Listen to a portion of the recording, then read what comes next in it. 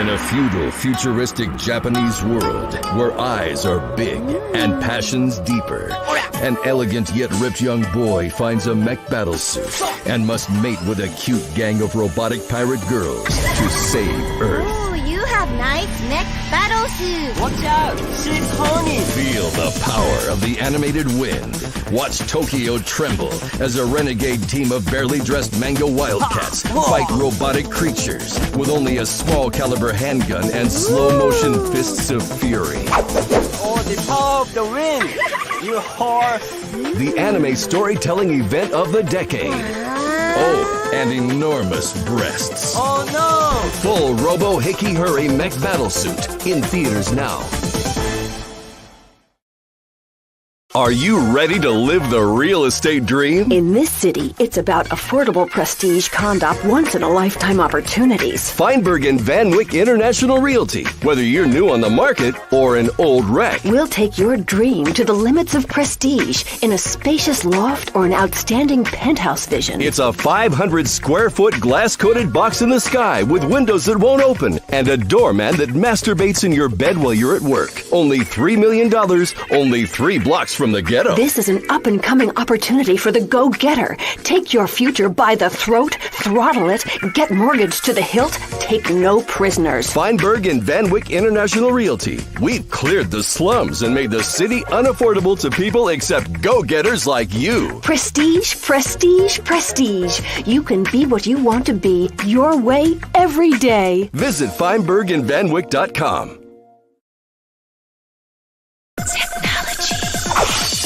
I like my man close. Get closer. I need my man closer. Get follicle close. That's not close enough. It's what a man needs. Some of the world's most advanced technology has gone into this razor. Excelsior Extreme 9. The Excelsior Extreme 9. 9 blades of glory. Some scientists work on how to safely take man into space and back, or nanotechnology. But we're working on improving something that cuts hair. Excelsior Extreme 9. Real men don't just shave their face. Get closer. You'll have a face as smooth as a baby's bottom. And we all know how women love to make out with a baby's bottom. Blades only $18 a pair. Technology has arrived at the razor's edge. It's follicle close for extreme glory. Excelsior Extreme 9. Being a parent isn't easy, but it just got a little easier with the Trackify wireless location system. I watch a lot of cable TV news, so I know that everyone is out to abduct and kill my children. So I planted a microchip in their brains. Now, nobody will molest them but me. Trackify shows your child's exact location at any time. And Trackify's innovative GPS locator chip is implanted at the base of their head, so there's nothing to lose. But Trackify isn't just for kids. Getting microchipped is great for people like me who have Alzheimer's and wander into traffic. Broccoli, highlighter. Trackify. Love just got a little easier to keep track of.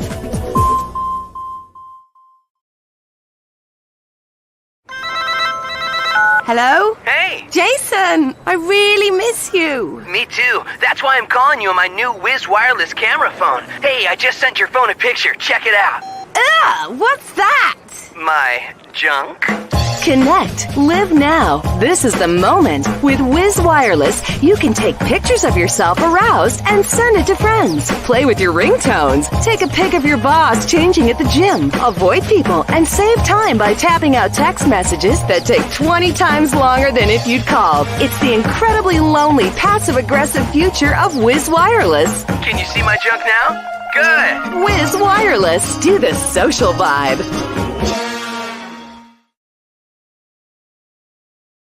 I'm a mom, so I often cheat on my husband when he's at work. The Trackify homing tracking beacon can send instant location updates to your phone, so you know if your wife is at a rest area taking it in the can from a stranger. Trackify's innovative GPS locator chip is implanted at the base of their head, so there's nothing to lose. Get the trust and peace of mind you deserve. Trackify. Love just got a little easier to keep track of.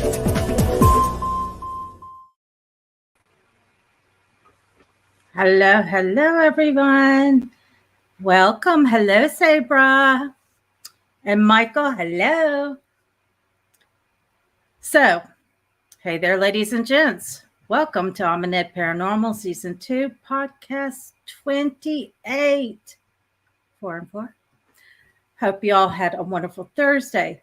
Please, everyone, make yourself at home. If you have any questions for our special guests, don't be shy because questions are always welcome here. Every one of you means so much to me, and you are all very important to this channel. So I do like to welcome everyone in chat by name. And if I haven't greeted you immediately, I promise I will get to you. If you're new to the channel, please subscribe to us and don't forget to hit the bell icon to get notifications when we go live. And lastly, if you like what we're doing, give us a like. It would be most appreciative.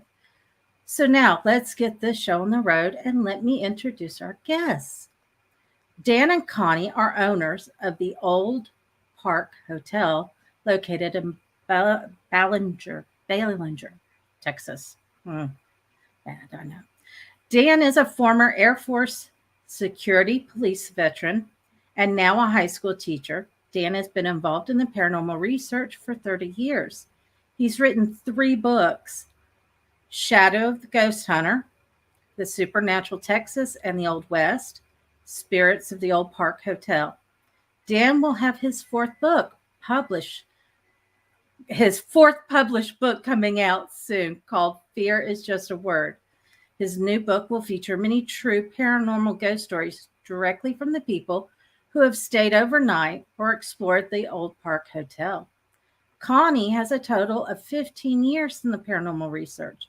She served as a U.S. Army intelligence analyst and electronics interceptor for 6 years. As an analyst, she enjoys and excels in solving big mysteries in the paranormal research. She is currently a high school English and journalism teacher. Dan and Connie have been featured either individually or together on several TV series like Paranormal 911, the Travel Channel, Discovery Plus, Paraflix. They were also on Fright Club discussing strange paranormal things with Jack Osborne and the Ghost Brothers. Dan and Connie are also going to be in episode 7 of the new, soon-to-be-released in America, Deathwalkers TV series featuring the Olde Park Hotel and its mysterious past and paranormal happenings with Nick Groff, the producer and the paranormal researcher. Have investigated the paranormal in their formal group Graveyard Shift Investigations for several years all over Texas. Dan and Connie went a step further 5.5 years ago. They purchased an old haunted building called the Olde Park Hotel. Dated around 1886, which is located in Ballinger, Texas. The old building with so many things over its long history, including being a boarding house for the railroad workers and cowboys, a meeting house, 4 different hotels, a schoolhouse, a brothel twice, a restaurant, music store, and an antique store. There have been numerous personal paranormal experiences and encounters by people who have visited the hotel, which is rumored to be haunted with as many as 30 spirits. Now, Dan and Connie experiences a haunting that can be quite strong on a daily basis while working at their Olde Park Hotel. So let's bring them on and introduce them. Welcome, welcome. Hello. Hello. Hi. I first want to say thank you both for your service. Yes, ma'am. I come Thank you. from a military family, so it's very important. So I appreciate that so much. Let me introduce, because I've seen Dolores has popped in. Welcome, Dolores. So we're going to first get to know them and all the interesting things they've done, and then we'll go into the hotel part. So can you guys tell us what got you in the paranormal and how you both met? I'll let Dan start with that one. Well, basically, I got into the paranormal probably close to 30 years ago. And it started with a crazy paranormal experience when I was Air Force Security Police member here in the United States working in top secret restricted areas.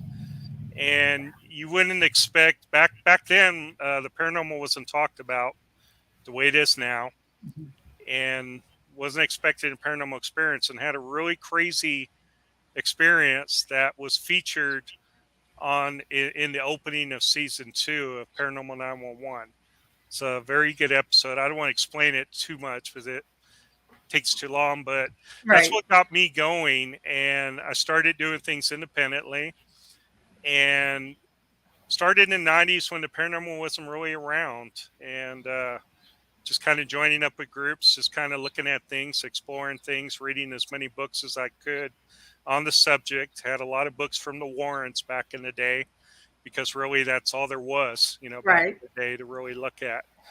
And then, of course, met Connie along the way, and we met through a paranormal team, basically. A friend of mine, I was a leading researcher on his paranormal team, and got to know Connie, and things just kind of went from there. And I think it's better if I let her explain from here.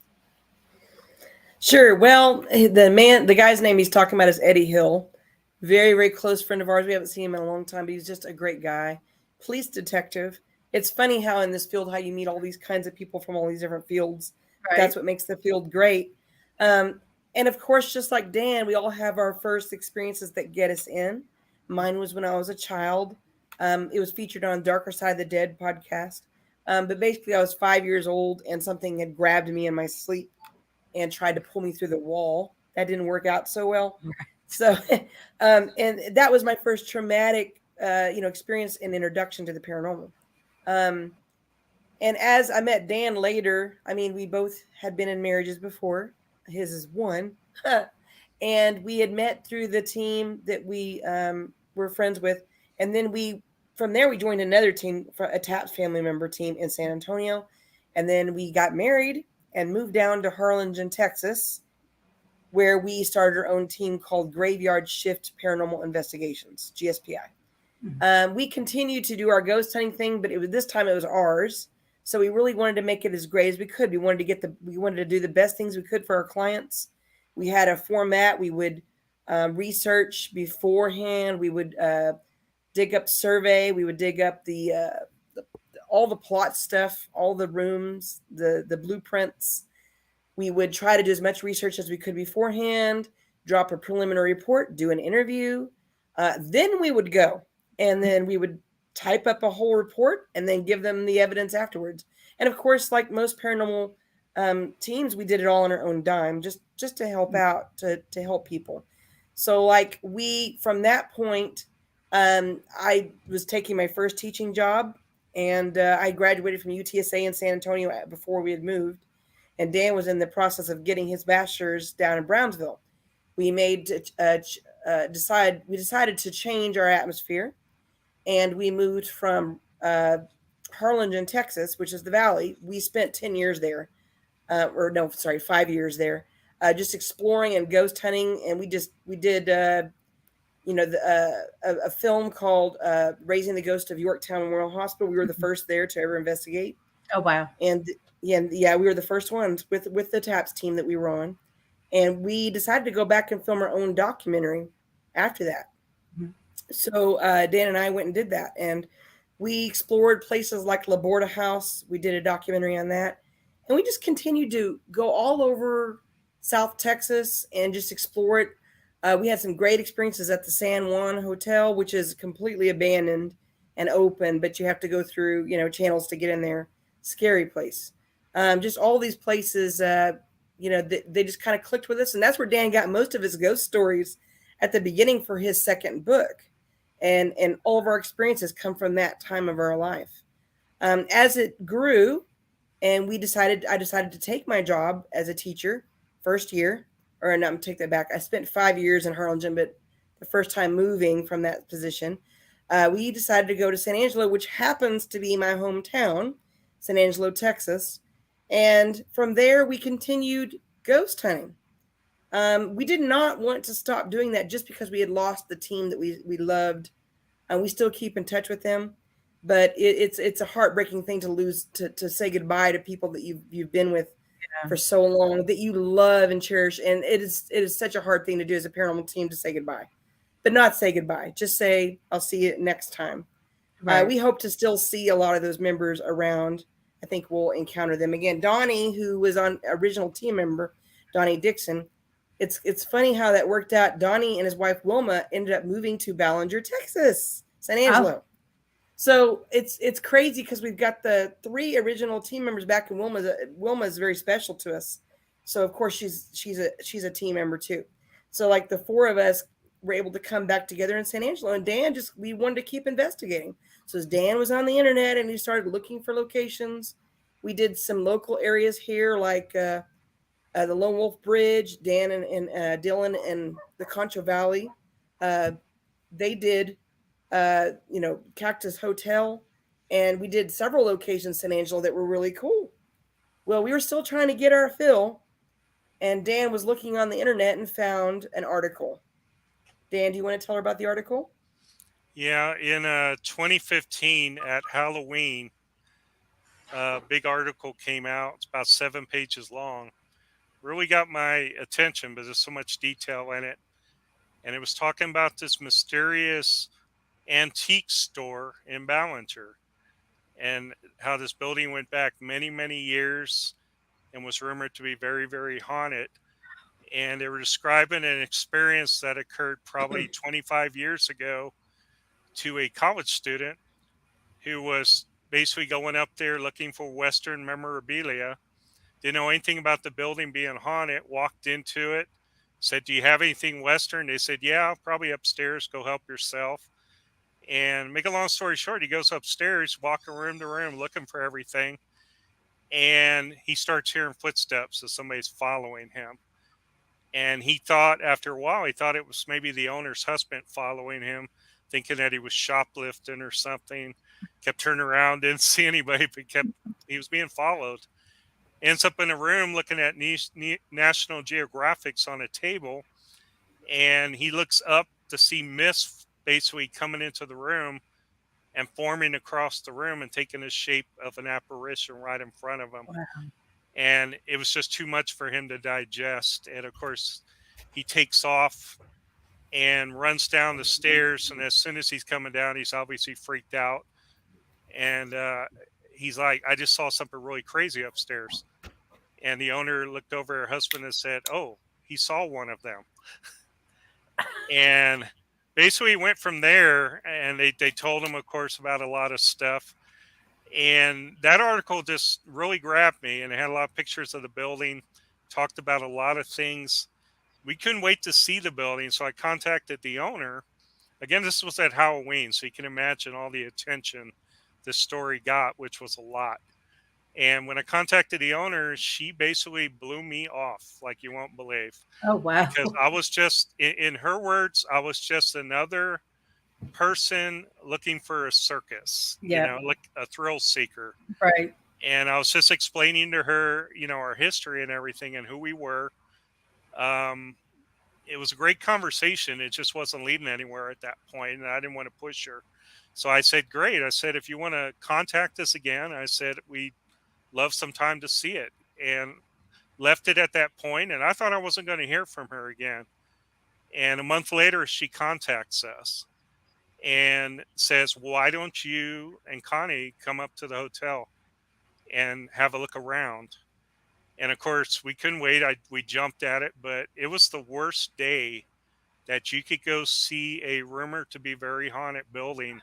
It was at the end of November. It was gloomy. It was rainy. It was dark, foggy, misty. And mother-in-law with us. Yeah, my mom was with us. Wow. An old German woman, you can imagine. And we didn't even really tell her why we were going up there. We just told her we were kind of going up to look at antiques.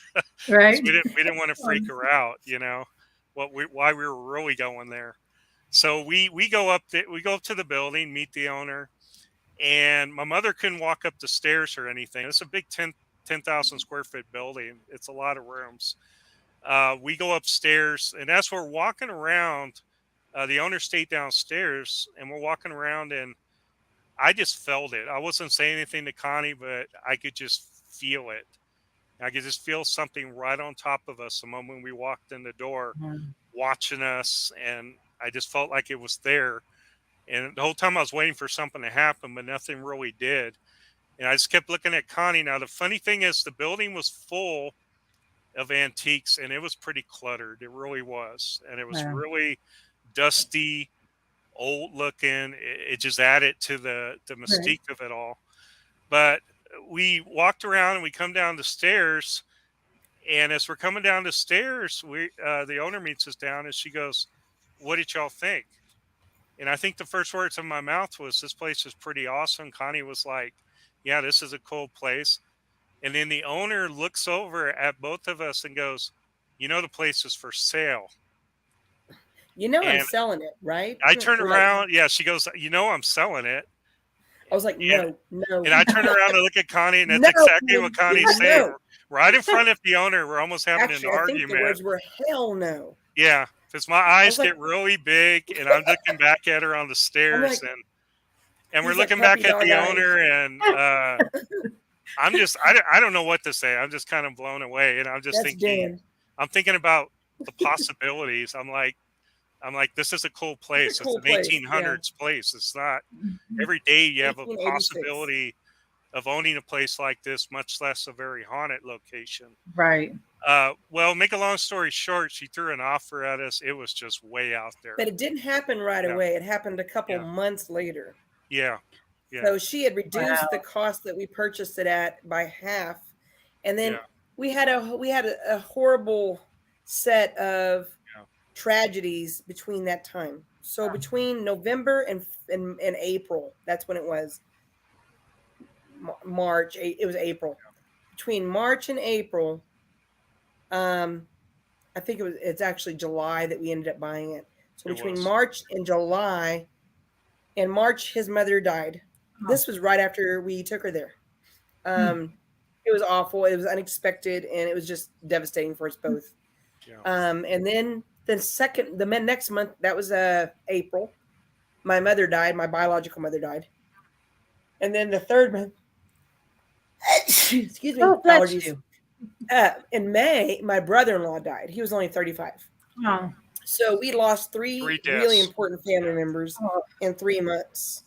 And we were overwhelmed because we're trying to deal with all this estate stuff and say goodbye to the people we loved. And it was just devastating for us. So we weren't thinking, let's go buy a hotel. That was not in our, we were in the stage of our life where we were like, we're ready to start we have new avenues to go down. You know, the mother was going to move in with us, and we were so excited about the new future that we were creating with her because we wanted to give her a life she couldn't have by herself. Yeah. So when they passed away, all three of them, we weren't in the market for any of that stuff. It was when Jeanette called Dan in probably early July that she said about the second offer. And we had a little money left over from the estate, and we had used everything else that we wanted to get our lives straightened out into the position where we wanted it to be after those 3 deaths. And so Dan just looked at me and I said, "Baby, it's your mom's legacy. So if that's what you want to do with the rest of her estate, then you do it." And I said, "I'll support you." I said, "I just don't know how we're going to do this." Because all I could think about was that huge hotel full of antiques. And the rooms were just piled like 5 feet high with just stuff. And we were luckily younger because we were able to move everything over time. But I'm 51 now and Dan's 54. So it's like trying to move furniture and everything for the past 5 years has been an ordeal. It was hard because we had to make a decision pretty quick when she made the second offer. And what's interesting was she came to us it was like she wanted us to have the building. Right. She had other people that were interested that would have taken the building, but it sits downtown Ballinger, and what they probably would have done was tore it down and used it as a property for the city right next to the courthouse. Mm-hmm. Right And that would across have from been the street devastating. on the courthouse square. And, you know, that's the sad thing about towns and cities nowadays. They tear down historic buildings quicker than anything because they don't want to put the work into them. You know, they just And the want history the of this place is really extraordinary. Let us tell you about that. Yes. Well, hang on. Go ahead. Because Yeah. I want everybody to get to know you guys. Oh, gotcha. Real quick. Gotcha. But I want to do. I figured you had enough of us. No. I just want to say hello to Robbie and Janine, and Dolores says here, we've been to the hotel many times. Dan and Connie are the real deal. We had multiple paranormal experiences in the hotel. So that's that. Thank you so much, Dolores, for sharing that, because I mean, everything is just so interesting the way it worked out for you guys. And I have a lot of Texans. Michael, he's from Texas. Leslie here says she's in Texas, and her father lived in Bellinger when she was in her 20s. So Nice. Nice. And I mean, I have a few more. Michael says the hotel never disappoints. He's been at least They're twice, nice Michael. Yeah. So to get to know you guys, when you were investigating, did you guys do anything for protection before or after your investigations? Yeah, I'll let Connie answer that.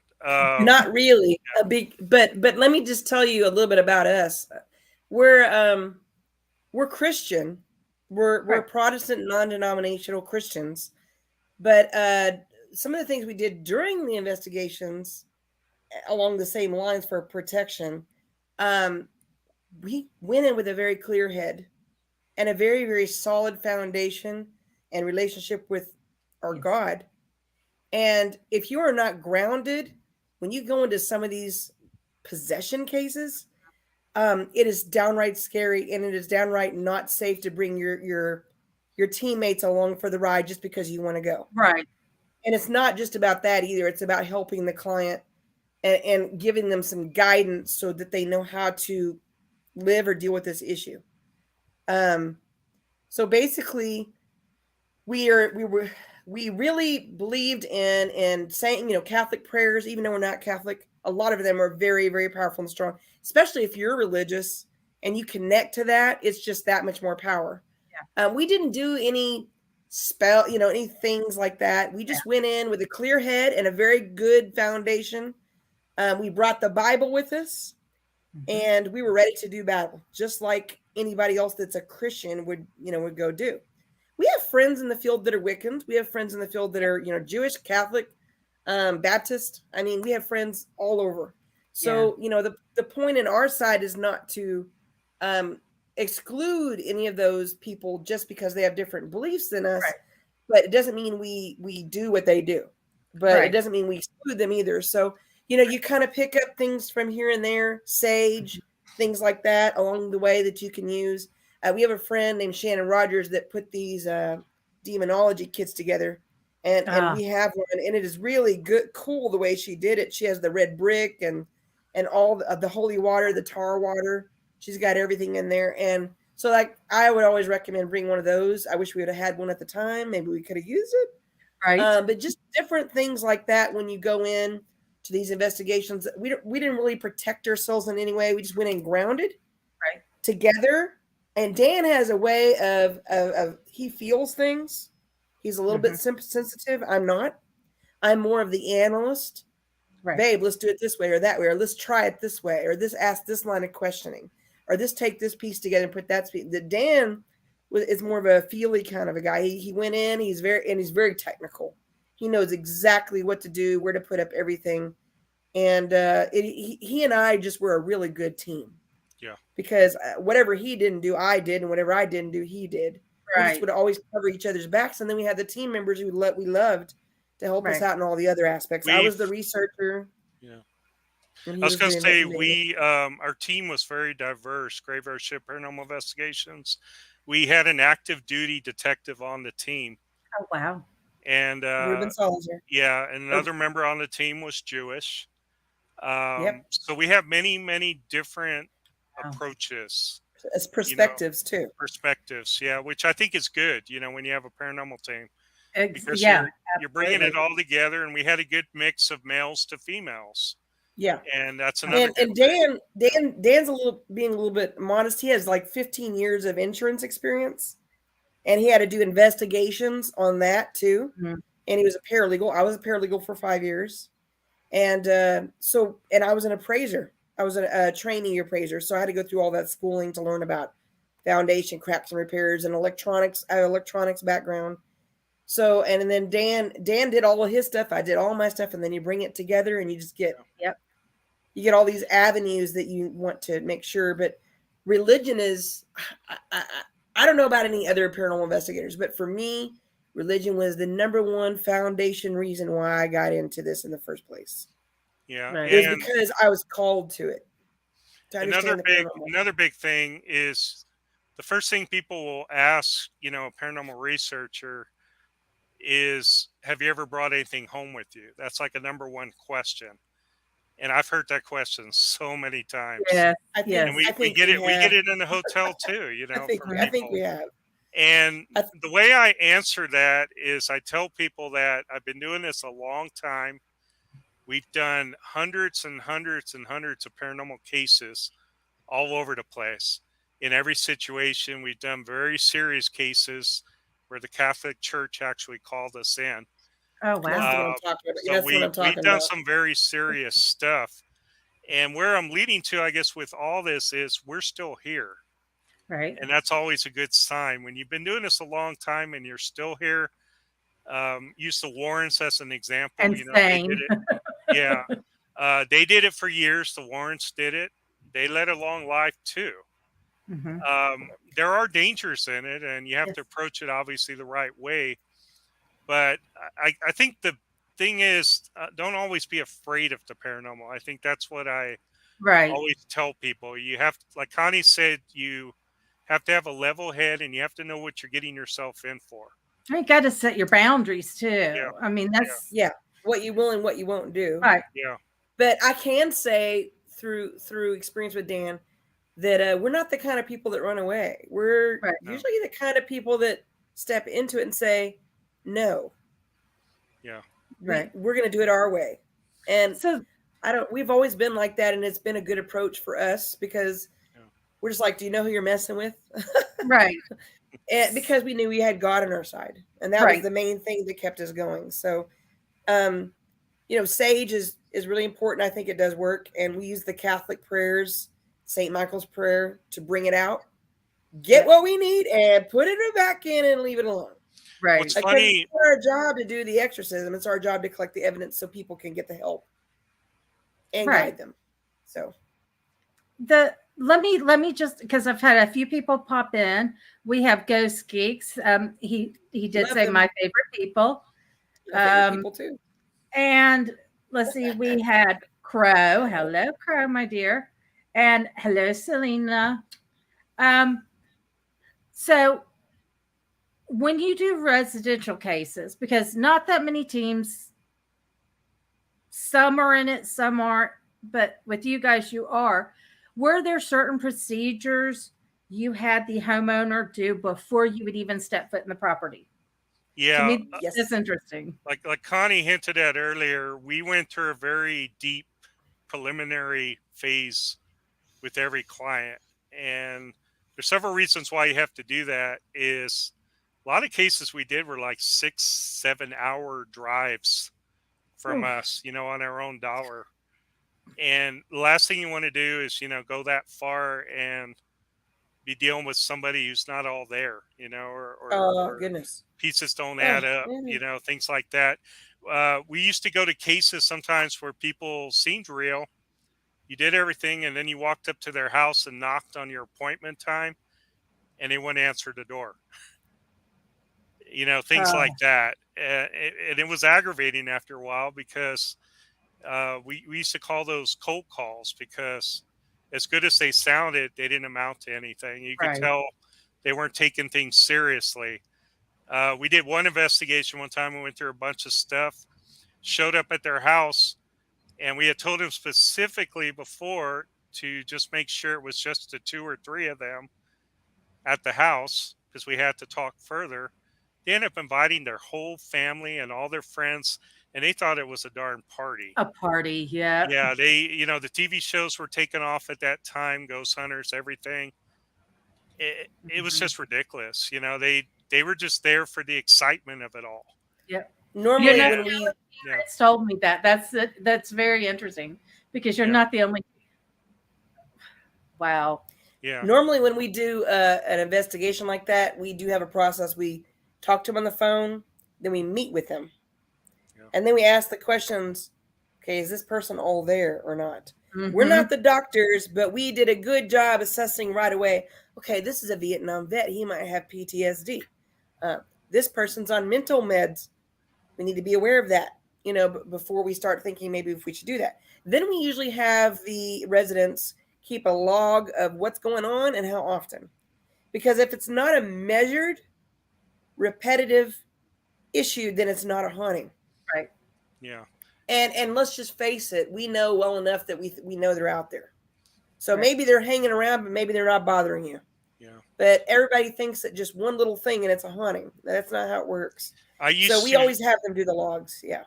Yeah, I used to send out a very detailed questionnaire on the preliminary, which wasn't hard to fill out. I just asked a lot of questions and asked that they answer everything. We rarely got that back.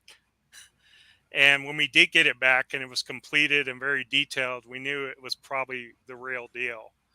And those are the cases, obviously, we went on. And we went on a bunch of them.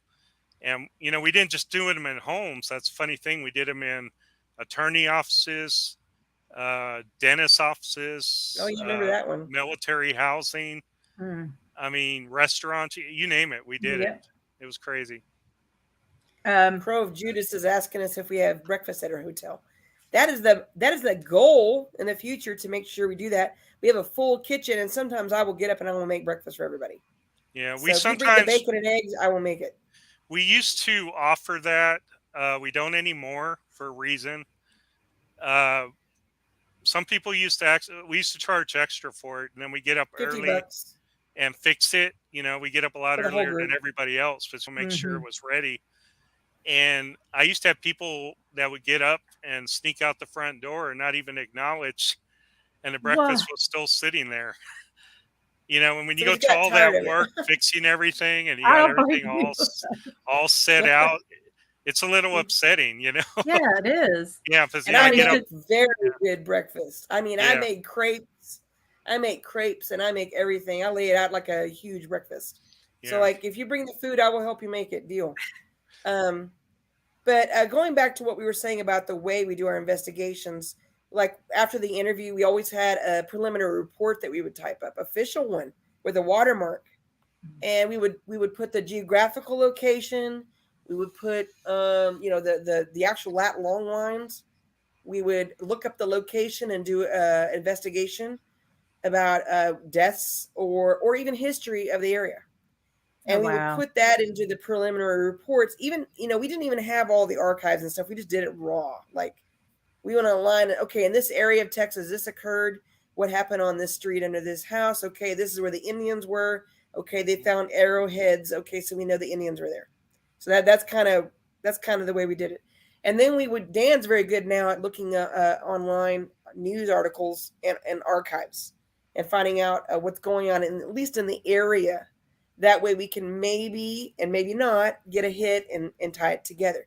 But then we would do the preliminary report, type it up, what we expected to find, and what the report of what the people were saying. So we had this whole preliminary report typed up about which direction we wanted to go. And then we went in and we collected the evidence. We even had diagrams where we would go around with the EMF meters right at the beginning and mark where the EMF hits were, so that we could go back later and say, well, where was that hit? Oh, it happened in that right corner of the room. Well, there was no EMF hit there before. So that's just an indication that there might be something going on there, right? We'll see if there's any other equipment that corroborated that evidence at the time we got that EMF. And so that's how we connected the evidence. And then afterwards, we would type up a full report. We would give them the whole report plus the CD with all the evidence and try to give them some guidance as to where they wanted to go. Because, I mean, let's face it, they ask you the number one question, can you get rid of it? We're like, nobody should be promising that. Right. That's a big thing for me is you hear people say, oh, I went in and we got rid of. I don't ever say that. Just no, because I don't ever say that. A lot of times you can learn to live with it as long as both spirit and living are. We ask them, what is it you want us to do? What do you want to accomplish here? And right at the beginning, we would tell them, we're not going to promise you can get rid of it, but we can direct you in the right direction so that someone might help you with this issue. Maybe they can curtail it.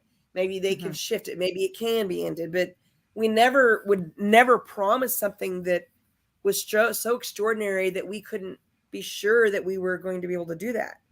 So, but we know what we didn't do. We never abandoned our clients. Right. So no matter how long the issue went on, we were still there. And you know how some people just go in and they investigate, then they're done, and then they leave the client.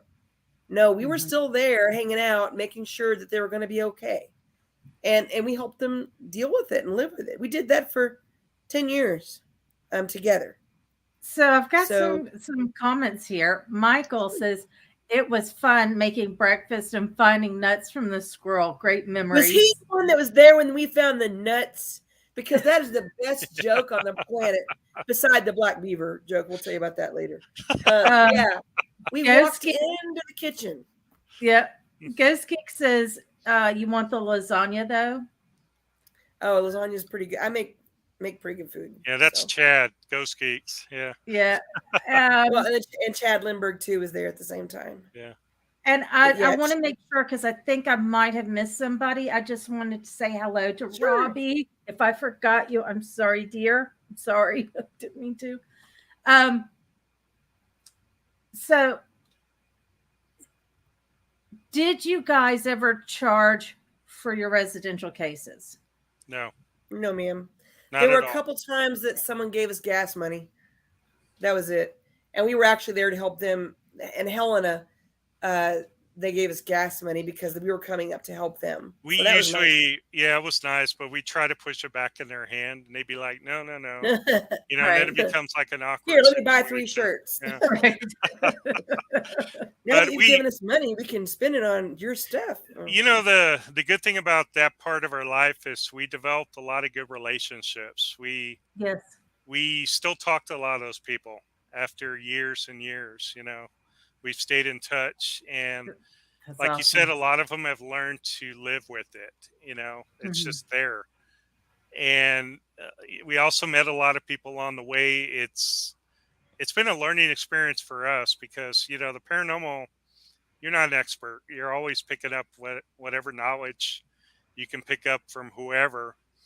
And we met a lot of good people. I don't know if you guys ever heard of Brad and Barry Kling. They did Ghost Lab. Yeah, I've heard of Ghost They Lab. live here in Texas, and Brad was on one of the same paranormal teams with us before he broke off and did the show Ghost Lab with his brother. And you know, we've maintained a relationship with them for a long time. I think they were our first starry-eyed people that we ever met. You know, like we met them and we're like, ooh, they're famous. You know, Yeah, they're we learned a lot from Brad and They're just learned good a lot people. from Barry along the way. Yeah, You've got some more wonderful comments. Ghost Geeks, empowerment is a powerful tool. Absolutely. Yeah. And Crow says he respects that. That was the question, if you charged or not. Ghost Geek says the Chads, that was a great night. Yep. And then Michael Koff says Dan and Connie are awesome friends and love when they join in the investigations. Yeah. Yeah, maybe if I'm not so dang tired all the time, I could get involved more often. I'm going to work on that. I'm going to take vitamin D Take vitamin D and D3. Yeah, okay. We forgot D3. to tell you the nut story. Remind me to tell you the nut story. Okay. Okay. I just want to say one thing. We obviously, that was one phase of our life, doing those investigations and helping people. And we really wish we could still do that. But what happened is when we took over this building in 2016, that all changed. Right.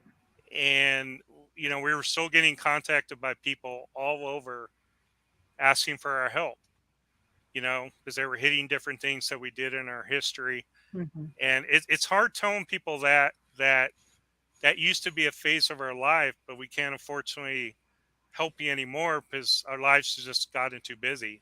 Right. I'm sure that if the right case came along and they really needed our help, we'd probably drop everything. Yeah. If it really seemed like a dangerous case, mm-hmm. like Connie said, we probably would drop everything just to go. Wow. But usually otherwise we try to refer those people to other paranormal groups that we work with and various things.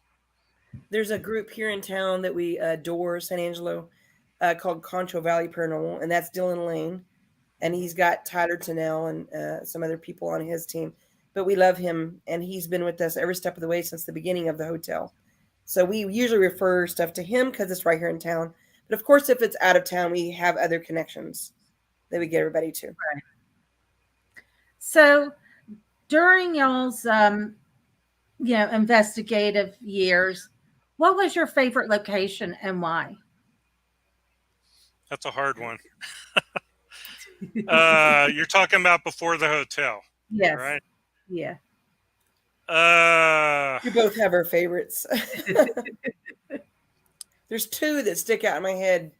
One that we went to all the time and one that was just so profound to me that I just, even though it's kind of fallen down a little bit, I still just, I can't even get it out of my head, the things that happened to us there. Yorktown Memorial Hospital. Yeah. For me, that one was probably the scariest place I've ever been. Creepy. Yeah. But Helena, the ghost town Helena next to Carn City, that is a big, huge paranormal hub. Oh, wow. It is so busy and active, and you just don't know what you're going to get. It has 5 buildings that are haunted, not just one. The courthouse, the Ruckman House, which they won't let anybody in anymore. It's too bad. It was an old mansion. Yeah. There's a lodge across the street, but I think they just closed it down or did something with it. I'm so devastated. I think it collapsed. Oh, it finally so haunted. It fell in on itself finally. Yeah. There was a post office and there's a little house. They're all haunted. And we used to run hundreds of feet of cable from building to building to building to building, and we would just take turns. Yeah. All night long. And then there's the hanging tree outside where they used to take people right out of the courthouse and hang them right there. Yeah, the cemetery. Oh, yeah, I didn't from think there about is that. very haunted. Yeah. Connie needs to tell you what happened there. That was crazy. Oh my gosh. That cemetery. Okay, first of all, I just want to point out that paranormal investigators don't go around hopping on people's graves. Right. All of us are very, very, very respectful. If you've got cemetery hoppers that are jumping on people's graves, they're just not doing it right. But we do go into those areas to investigate because there's paranormal activity there. And we do respect the areas. I just want to put that out because a lot of people don't respect cemeteries very much. We walked into this cemetery with a group because we were there to help the establishment make money so that they could restore the Ruckman House, which you need to look up. And it finally got completely restored. But we were there with the group and we hauled everybody out to the cemetery just to check it out because we had never really been there before. We went on the back of Dan's truck, parked, and for the first time, we brought a new device that we had never used before, and it was just becoming prominent at the time, the FLIR camera.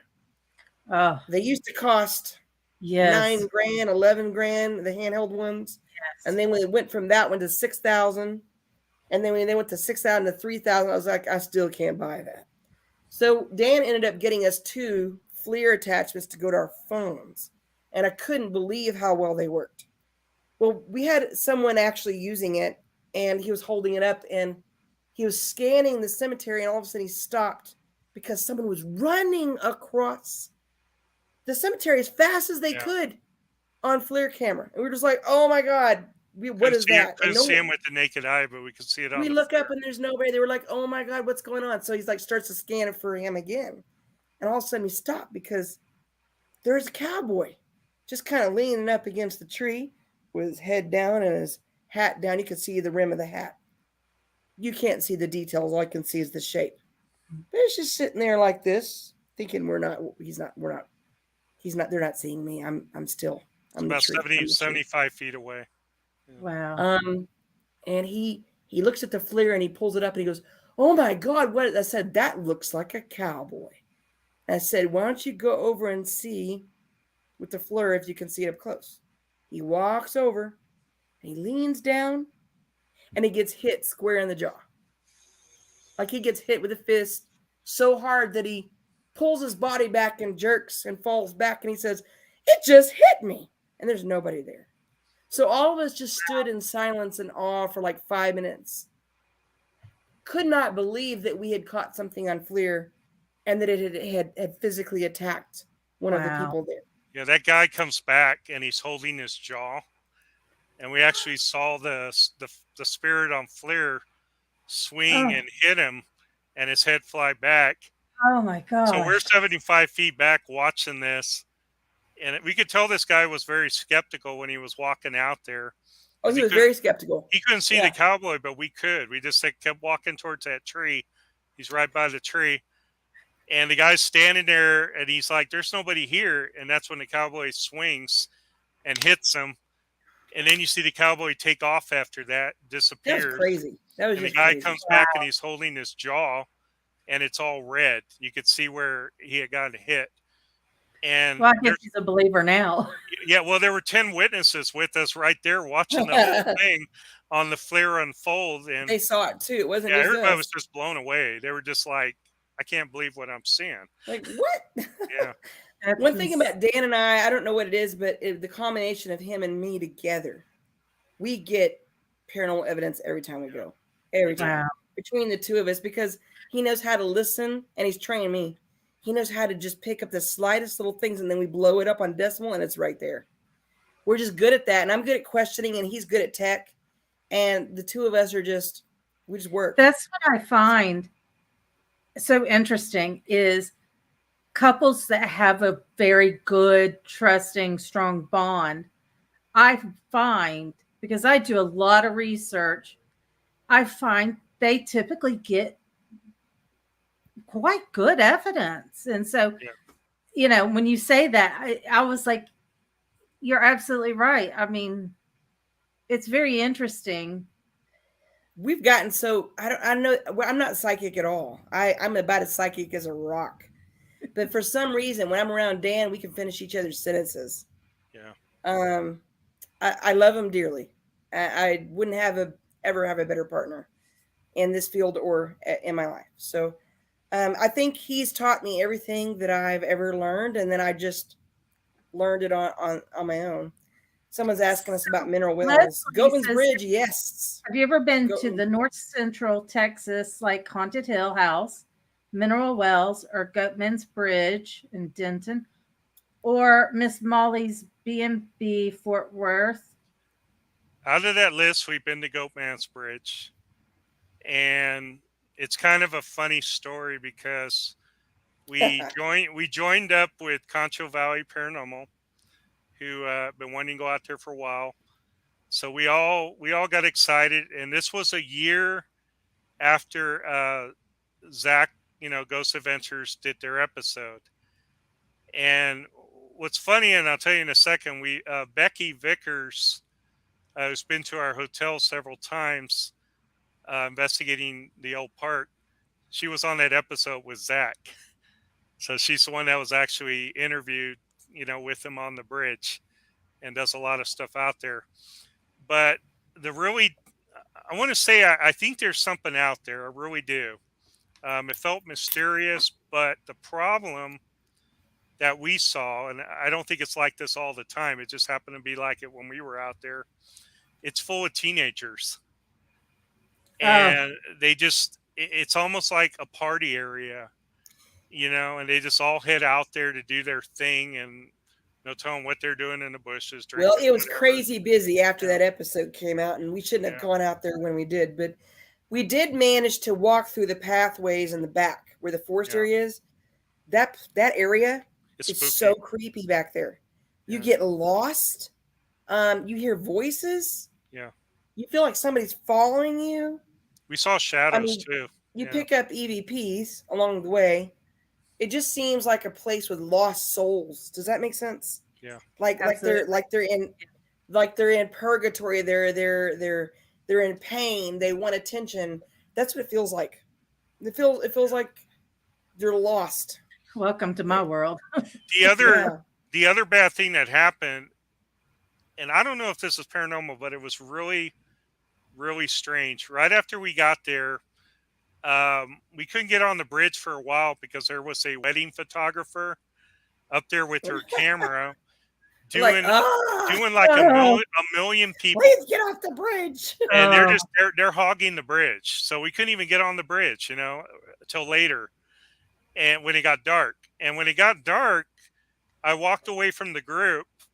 And I don't even know what Connie was doing or what they were doing. I was behind you. I was walking behind you. No, I walked totally away from you at this point. This happened when I was alone. I went underneath the bridge and I was standing on the slanted concrete.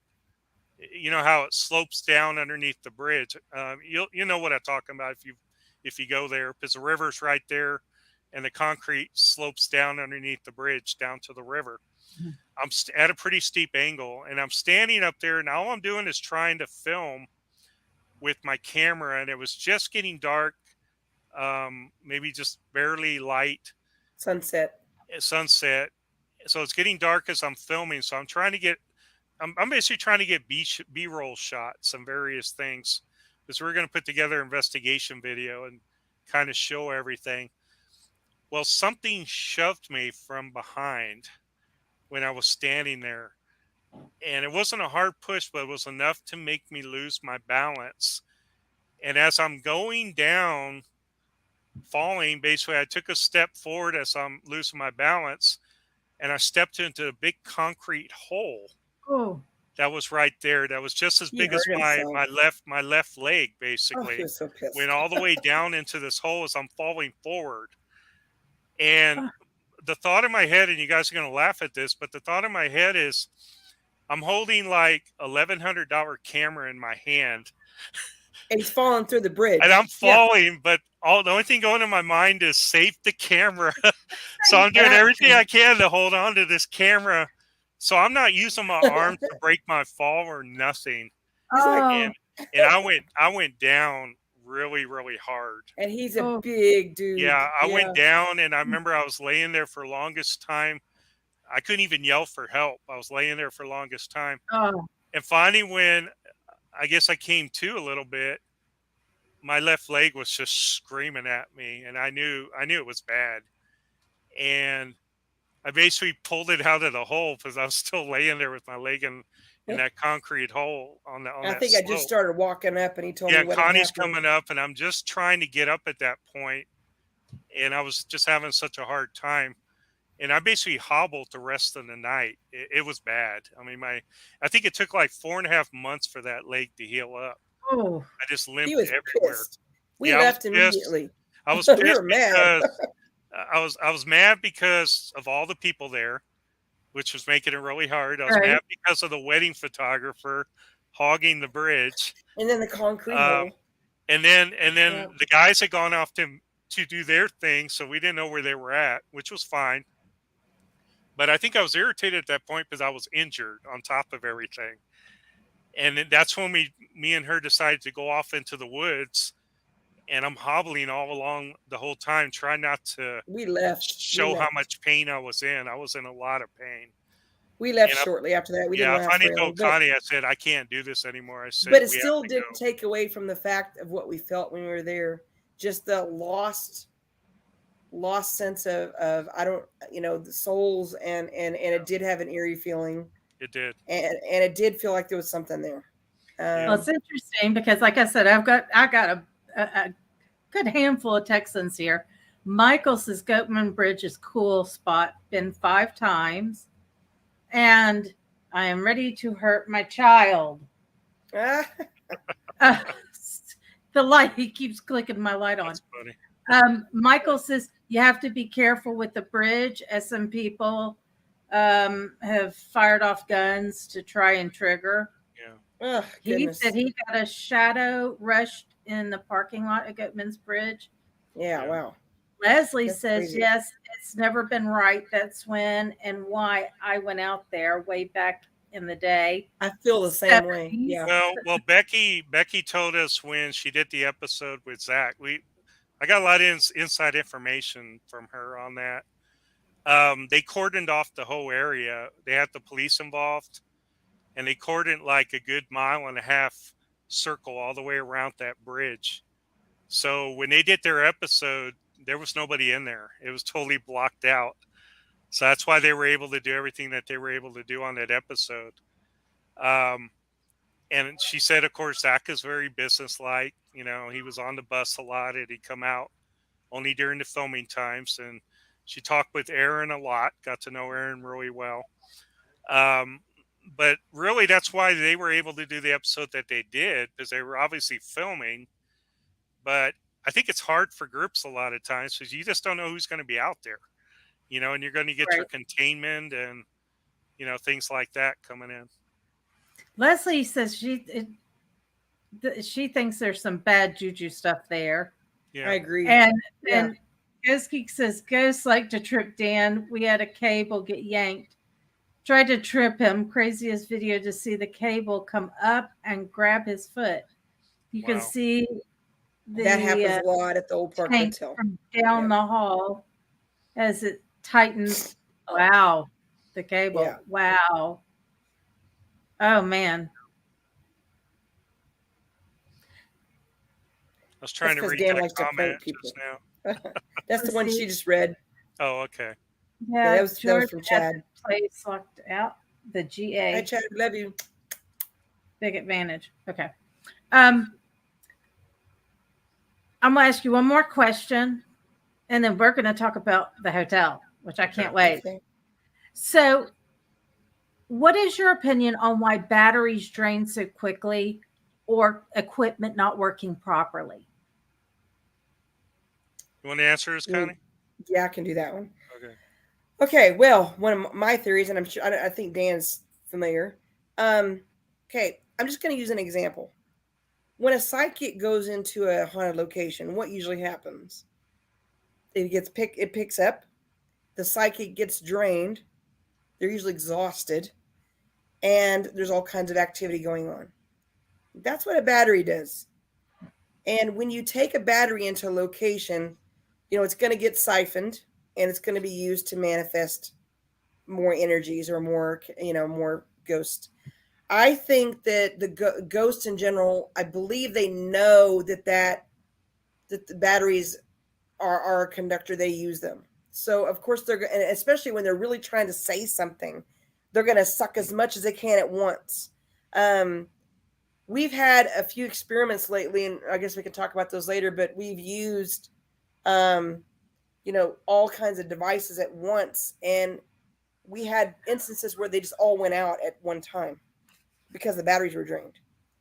So, like, yes, we are definitely going to have issues with electric cars. I think we it's never going to work. It's never going to work, okay? You're going to see ghosts everywhere, and the cars will be dead, and nothing's going to be working. It's never going to happen. Electric cars, not going to work. Nope. Yeah. Oh, man. Then you need a gas generator to get them charged and up then again. you need an electric generator to, you know, to charge up the battery. So like it's a never-ending cycle of electric hell. Yeah. Yeah, it's gonna happen. Leave it to my husband. Yeah, that's a good question. So we've heard how you guys ended up finding the hotel. Yeah. And I can't wait for this because this is the best part for me. Yeah. Can you share with us the rich history of the Old Park Hotel and the town? Yeah. That would be me. Yeah. Okay. Tell Well, us better than I do. It all started around 1886. We always say circa 1886 because we don't have an exact date the hotel was made. The three railroads were merging in the area: Gulf, Santa Fe, Colorado.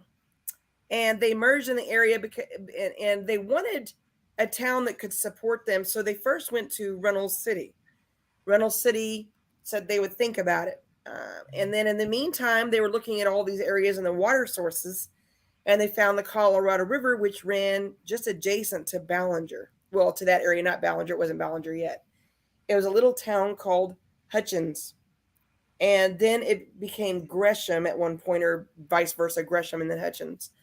So they were looking at the little town of Gresham, and they noticed that the Colorado River would make a good water source. So while Reynolds City was busy making up its mind, Ballinger, well, they called it Ballinger after that, Gresham, hijacked the project, and it became the city of Ballinger in 1886. They had a benefactor by the name of Judge William Ballinger, who was a lawyer at first, but then he became a judge, and he donated a very generous amount, which helped the town become incorporated. It was on 1886, on June 29th, 1886, that thousands of single white men showed up to buy over half the lots.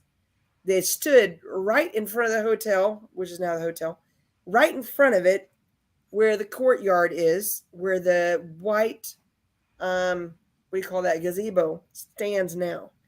Now, there's three different reports. Mr. Miller, who was an architect in the town, he had a report that there was about 13,000 people there that day. There was another report in the newspaper that it was 9,000. In the newspaper, it showed about 6,000, and some people reported 3,000. So, whatever. They sold a lot of lots that day, and it was in the thousands. I'd say it would be safe to say there's at least 6,000 people there. I can't imagine that many people being all together in one location. But at the time, we don't know if the house was still there, but we think it was built sometime after. Because in 1905, when there was a big flood, there was already the pictures of the house there. So between 1886 and 1900 is when it was built. We do have records that show that in 1900 that the building showed additions, which meant that it was already there. And the additions happened in 1900. We believe that's where the cement part came, and it was a 2-story house, and then they built from the outer wall all the way next to Alejandra's at least another 200-300 feet, going right next to Alejandra's, which is what used to be called Adolph Shaw Grocery Store. So it started out as just a little meeting house.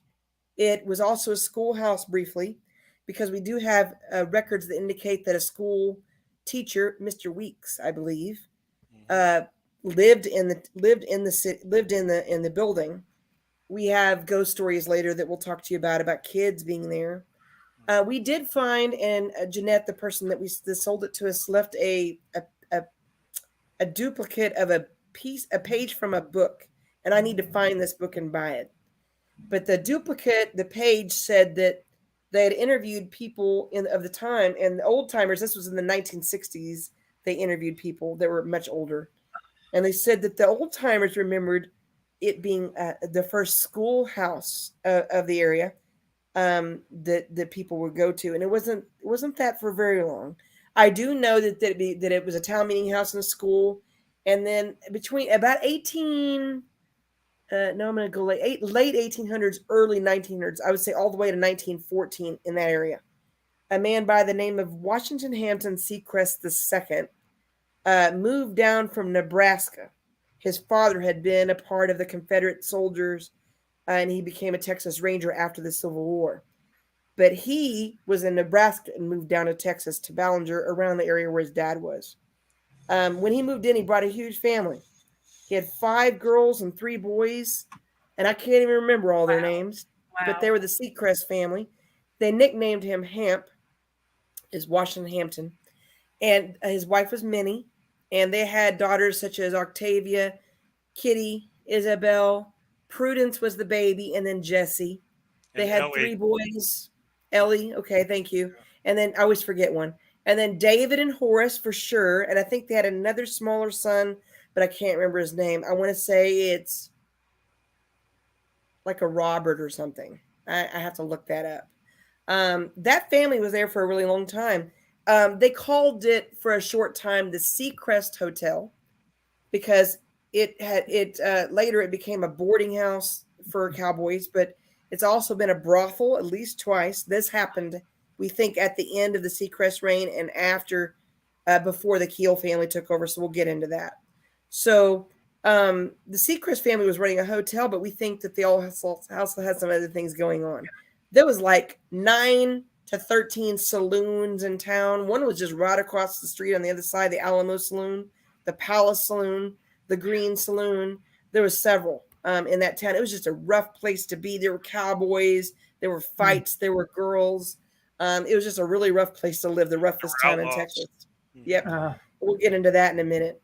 Don't let me forget. So the Seacrest family ran it for a short time. The building was called the Seidel building. A man named George Seidel owned several of the buildings there in town. I think he was leasing it out to them at some point. They probably bought it or were using it as a hotel.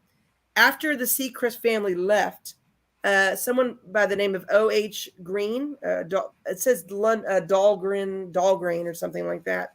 They bought the place and it was called the Royale. And it only lasted 6 months. It was a very fancy hotel. After that, it was called the Park Hotel. And between that time and the 1922, you had a lot of outlaws coming in and out of that town. One was Sam Bass. Another was John Wesley Harden. John Wesley Harden had a cousin. And his cousin's name was Manny Clemens, known in the area to be a cattle rustler. And he was in his late 20s thinking, oh, no one's going to catch me. I'm done with my wicked ways. I'm going to settle down now. He marries a lady named Sally. Sally happens to be the sister to a man named Jim Miller, the deacon. Yep. I wouldn't have been in that family. Okay. Anyway, so Manny Clemens in his quest to try to do better, he runs for mayor, thinking, "Oh no, he's gonna remember that. I'll be fine. It'll be fine." He loses, of course, because people do remember. Sheriff Townsend, the deputy, and then the sheriff, they go into the Alamo Saloon to confront him, and he pulls a gun on him. They go for their guns, and Sheriff Townsend shoots him in the eyeball. And he goes down right there, and he dies right in the Alamo Saloon, right there on the other side of the courthouse. So, you have all this mess. Mm-hmm. And Jim Miller was not a nice guy. He pretended to be a nice guy. He was a Texas Ranger for a while. He was a hitman. Wow.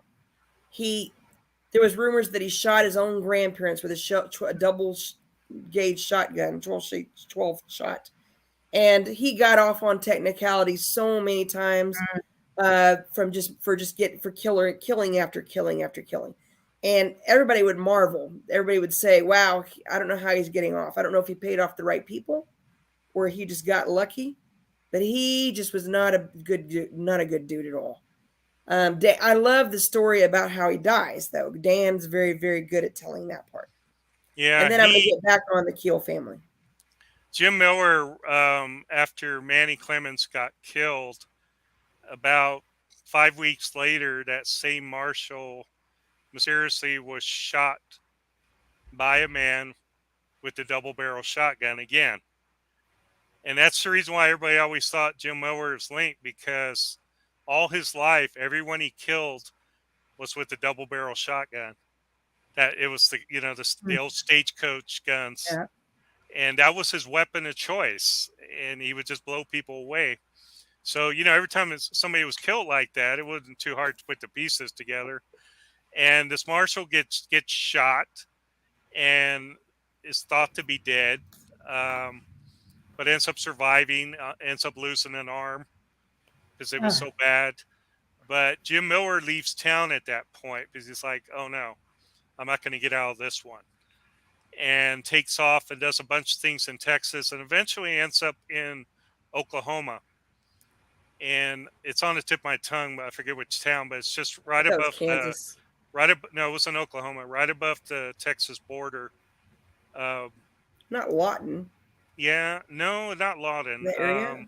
It's on the Oklahoma tip of my City, tongue. maybe. But anyway, he done a bunch of stuff and ends up shooting another lawman there, and is thrown in jail this time again, just like all the times before. Mm-hmm. But this time the crowd in town was like, they knew his history, and they were like, we're not doing that. Hey, it's Ada, Oklahoma. Yeah, Ada, that's it. Well, anyway, the lynch mob basically goes to the jail and takes him and like 3 other guys out of the jail. I guess the other guys weren't good either. Oh, hey, his brother-in-law got killed too there. Yeah. Takes them all into a barn down the road and basically stands all the men up on pails, ties their hands behind their backs.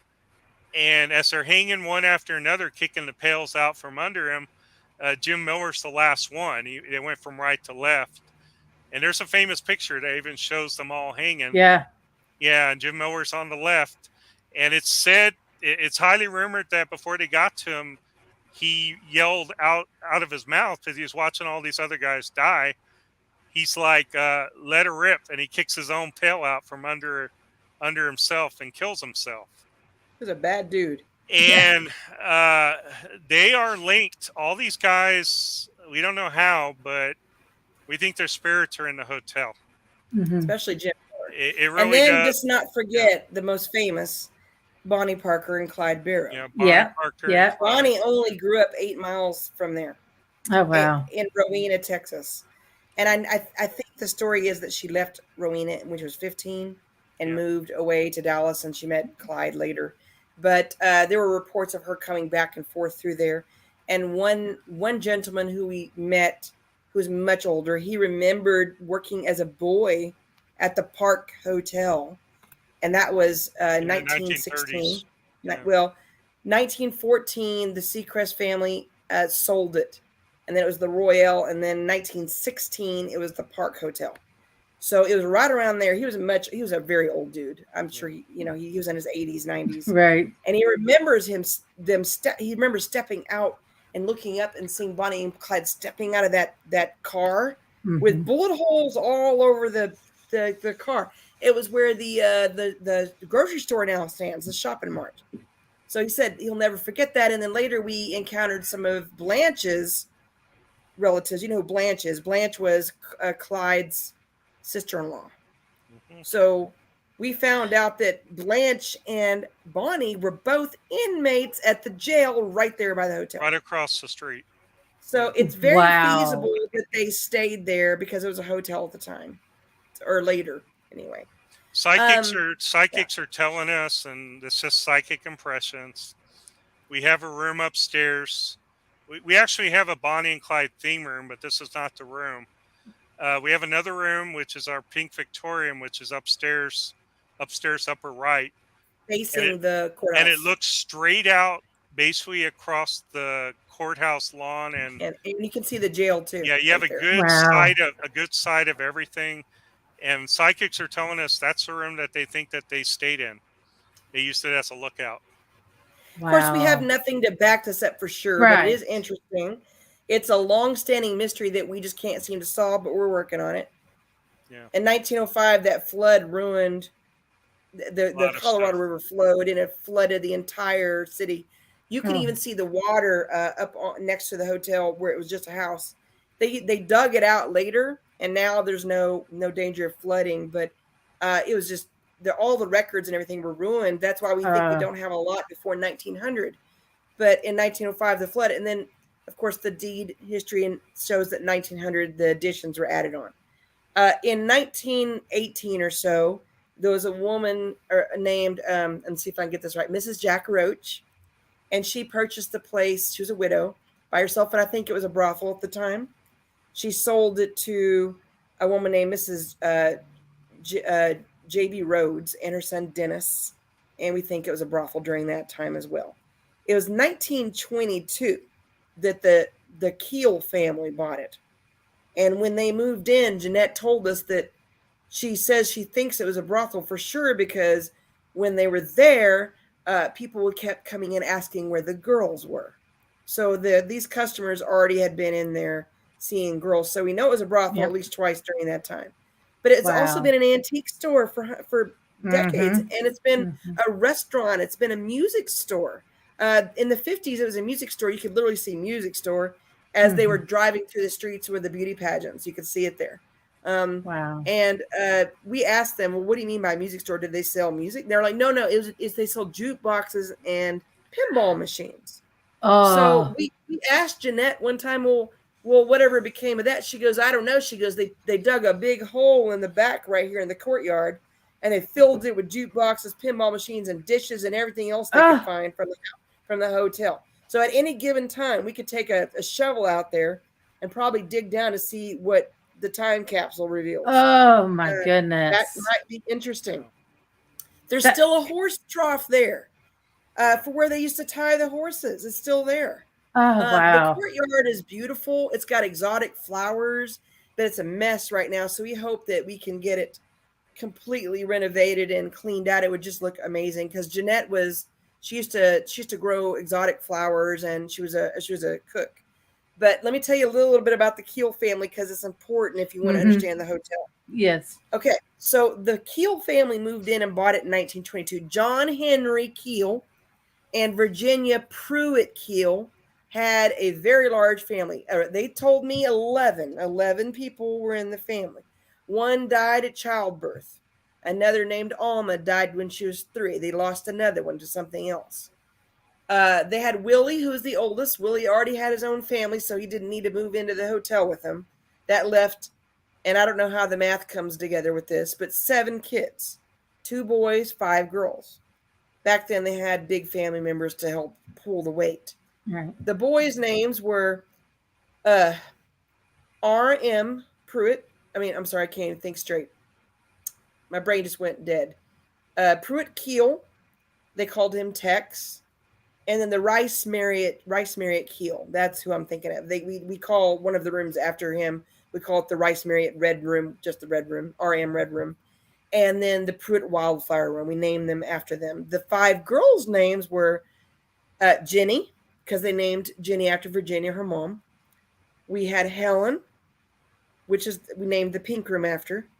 And we had Iona. Iona was named after the Yellow Room, and she's probably the most important out of all those because Iona was the one that passed on to the Kiels.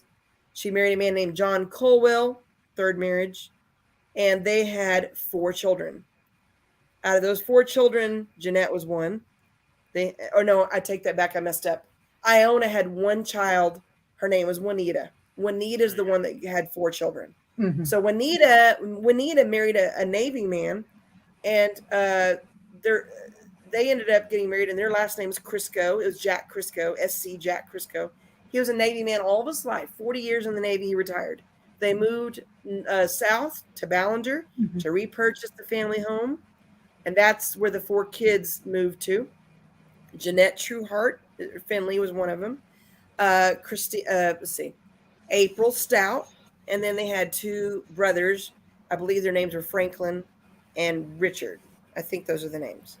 Franklin took care of the building for a while after their mom died. Juanita died in 2012, I believe. And their father had died sometime before that. But it was passed to Franklin, and Franklin passed it. I think it passed to RM briefly before he passed away. His wife's name was Naomi. They had it and passed it to Franklin, and Franklin passed it to Jeanette. Jeanette's the one that owned it for a good long time. She ran it as a boarding house. She used to rent it out to hunters. She used to get up early in the morning and make breakfast for them. As long as they didn't make a mess outside and they left her coffee, she was fine. So she used to rent the rooms, and it ran it as an antique store. Mm-hmm. Before that time, her mom was running it as a restaurant. They know how to make gourmet food. It was a very sad occasion. A year ago in October, Jeanette passed away. Oh. And then we were able to talk to her before she passed. She said she led a good life, and that she was very happy that Dan and I purchased it from her. Yeah. She felt that it was in the right hands, and the building chose us.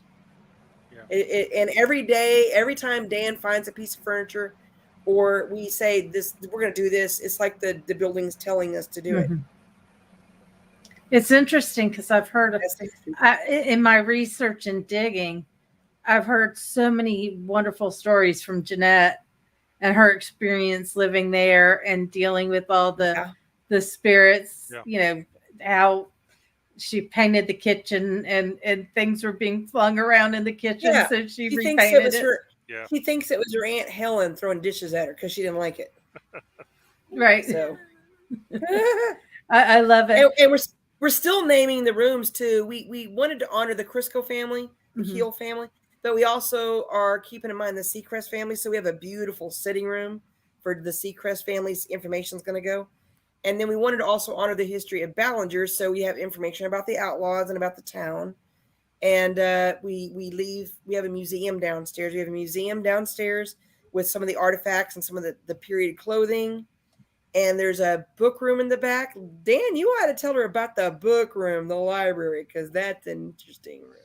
Yeah, she left a room full of books to us. Oh, and it was really kind of a mess. They were just piled up. We had no clue what was in this room. We still don't, okay? Yeah, we still don't because we haven't put everything in a bookcase yet. We just have books stacked there. Right. But out of some of the stacks, I pulled out a catalog from 1930 that looks like it was printed out yesterday. Wow. So I have that in a special place for that. I wanted to, I mean, the pages aren't deteriorated, nothing. It looks like it was made yesterday, which is very interesting to look at.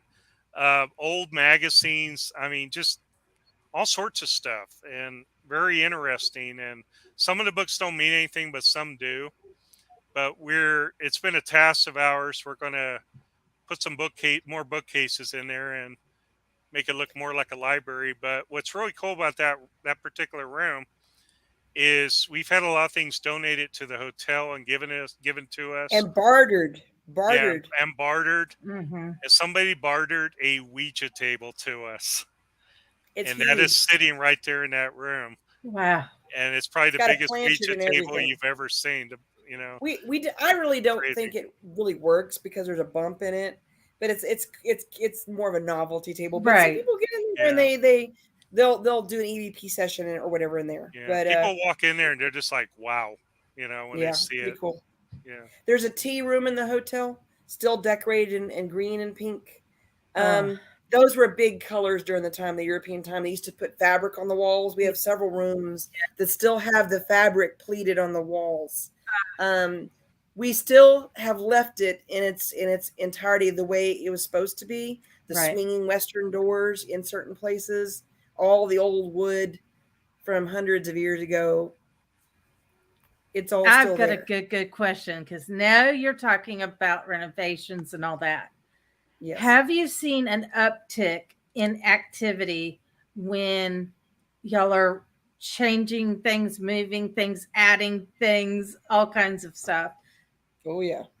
We do. We've done a lot to the place we've had it almost 6 years now. We've done 10 rooms now. We've done a lot to it. One of our goals was when we got the building was to actually, it's kind of funny. We didn't know what to do with the building once we had it. Right. It happened so fast. It's like we're just standing there one day going, okay, now we own an 1800s. We could do tours, haunted building. Tours. We're like, what are we going to do with it? Which is not an easy task. And our friends basically were telling us because we were experiencing things right from day one. Other people were experiencing things. They wanted to come check it out. Everybody was like, Dylan, you need to figure out a way to share this with other people. And, it sounds much easier than it sounds. You have this huge space, but we didn't have a lot of furniture in that building. It was empty at the time. Right. 2 bedrooms full of furniture. Yeah, 2 bedrooms out of like 40 rooms. You can imagine. We had 1 bedroom with furniture, and then while Jeanette was still there, we asked her if we could have the Wicca furniture. Yeah. So we managed to get that in and get a second room together really kind of quick. I bought about probably close to $10,000 furniture from Jeanette. and of course there was furniture there. And then we started looking for other furniture, and like Connie was hinting at the very beginning, we're the ones that moved most of that in there. Me and Dan. Up the and we stairs. Had friends help, Yeah, with friends a few have helped things. us move some of the heavier pieces, but most of it has been just me and Connie. And nowadays I'll walk around in there and I'm just like, how do we do all this? I don't because know. now I get out of breath just thinking about it. Yes. And I made a joke to Connie. I told her, I said, if we ever sell this building we could never, later down the road to somebody, I said, they're getting the whole thing. Because we're not taking it out. Right. Yeah. There might be one table I'll run and go get. That's it. Yeah. And leave the rest. I just want to jump in real quick, and I want to say welcome, Lunar. Hello, I'm so glad you made it. Hang on, there was something. Where was it? Ghost Geeks. That night, something crazy happened at the hotel. It sounded like the hotel screamed in pain. Yeah, that was a crazy night. That was the night Jeanette died. Well, let me lead up to that, because that goes at the end. Yep. That night I was there with them. There were like 4 of them, and they're all pilots. And basically they flew in. There's a little World War II airfield outside Ballinger, which used to train B-24 Liberator bomber pilots back in the day. Yeah, they use it. A lot of buildings are gone. They took a lot of World War II stuff out. But it's a little private airport, just a little airport, not too much anything, but a decent airstrip. Well, anyway, they've been flying in and out, and this particular night they flew in. There were like 4 or 5 of them, and they had like 3 or 4 planes, and they parked them all. And I went over to the airport and picked them up, drove them to the hotel, started investigating. And things were happening, but it wasn't crazy at that point. But things were happening off and on. And at one point I went to bed and I sleep downstairs. We have our room downstairs. Everybody else sleeps upstairs. And at one point, the way this goes is I'm sleeping. It's about 3:30, 3:45, 4 a.m., somewhere around there. And I hear I just hear screaming coming from guys. And I just hear all this running at the same time, all this scrambling. And then I hear going down the stairs. It's just so loud. And I'm just hearing, all I could hear was voices going, oh God, I got to get out of here. I got to get out of here. And I'm getting out of bed trying to figure out what the heck's going on. I'm trying to get my clothes on at that point, so I look decent. Well, anyway, by the time I get out the door, rush out, they're out in front. And one of them who's been there, Ryan, before, he's pacing back and forth, back and forth, back and forth. And all I could hear out of his mouth was, nope, nope, nope. I want to leave. I want to leave now. Dan, take me back to the airport, back to my plane. He's like, I don't even want to go in there and get my stuff. He goes, I want to leave. And Chad, who's been there, and Chad is the one who just put this comment, we're trying to calm Ryan down, which is hard, when somebody's had a very compelling paranormal experience. The other 2 guys are freaked out too. I didn't even know what to make of it. I didn't even know what happened. I'm just trying to figure it out. And to make a long story short, what happened was they went back there, investigated, and it just got rough. And they really started feeling it. And at one point, they heard the most god-awful scream. They said it sounded like multiple spirits just screaming, and they said it was the creepiest sound they've ever heard. He just says it was loud, literally deafening. Yeah, it was deafening, and they said it freaked them out so much it just sent them into a tailspin. Well, and they didn't Ryan have to talk to each other; they just ran. Ryan said he saw it, though. He said he saw the shadow lunging at him while it was screaming. Before that, leading up to that, he had seen something really ominous. He screamed and ran all the way down the hall and said, nope, nope, nope, nope, nope. Yeah, so it was like a chain of events happening, and then that happened, and it sent him out the building. And he was like, I'm never coming back again. He's like, just take me back to my plane. I'm flying back to Dallas. I'm never coming back again. And I was like, Ryan, I'm like, you're going to calm down. You're going to think about this. I said, I think you'll be back. I said, it just freaked you out. But he goes, no. He goes, you don't understand, Dan. This was really scary. He goes, I've never heard anything like that in my life. So make a long story short, one of the things we did, we were trying to talk about it really fast. And I was trying to piece this whole thing together because I hadn't heard what they heard.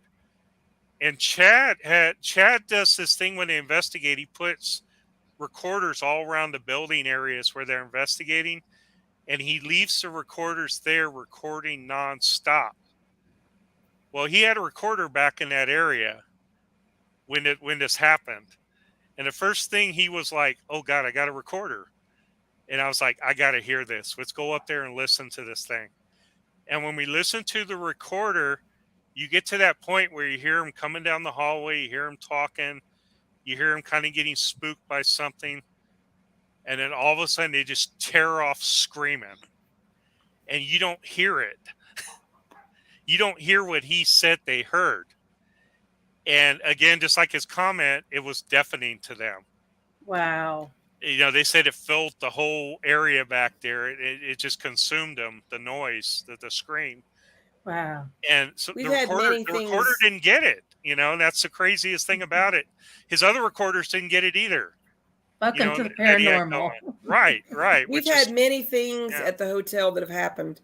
People have been possessed, pushed downstairs, pushed outside in the front. That's what I was going to ask you is, have you guys or your guests who've either stayed the night or you know, investigated through the night, have they been touched or scratched? Yeah. All of or anything like that? All the above. Yeah. Sometimes sometimes moderately, sometimes excessively. Sometimes. And can you do me a favor? Because I like people to share. What does it feel like? Like a real person. Right. Imagine. Okay, I've had women come up to me. I'm making this up. I've had a lot of women come up to me, and I don't want to be graphic on here. I'm not going to be graphic, but women come up to me and they tell me just like what Connie said. It feels like a man or two men comes up to them and starts molesting them. And it feels just like boob touching, feels just like an invisible pinching man touching you. Yeah. Wow. And then you have the incidences where people lose track of their time and their eyes go weird and they don't know where they're at. That's happened at least 3 times. Yeah. And then you've had a couple times when people have gotten pushed, one down the stairs, the other outside in the front. Yeah, somebody got pushed off their concrete steps one time. Actually, it wasn't on our steps. It was on the building next to us. Mm-hmm. Nobody there. She got shoved really hard. Just last week, someone got their ankle grabbed and they lost their balance. Yeah, lost their balance. We don't want to scare people. It doesn't happen all the time like that. But I think that's just the thing. You don't know when it's going to happen next. Right. You know, something like that.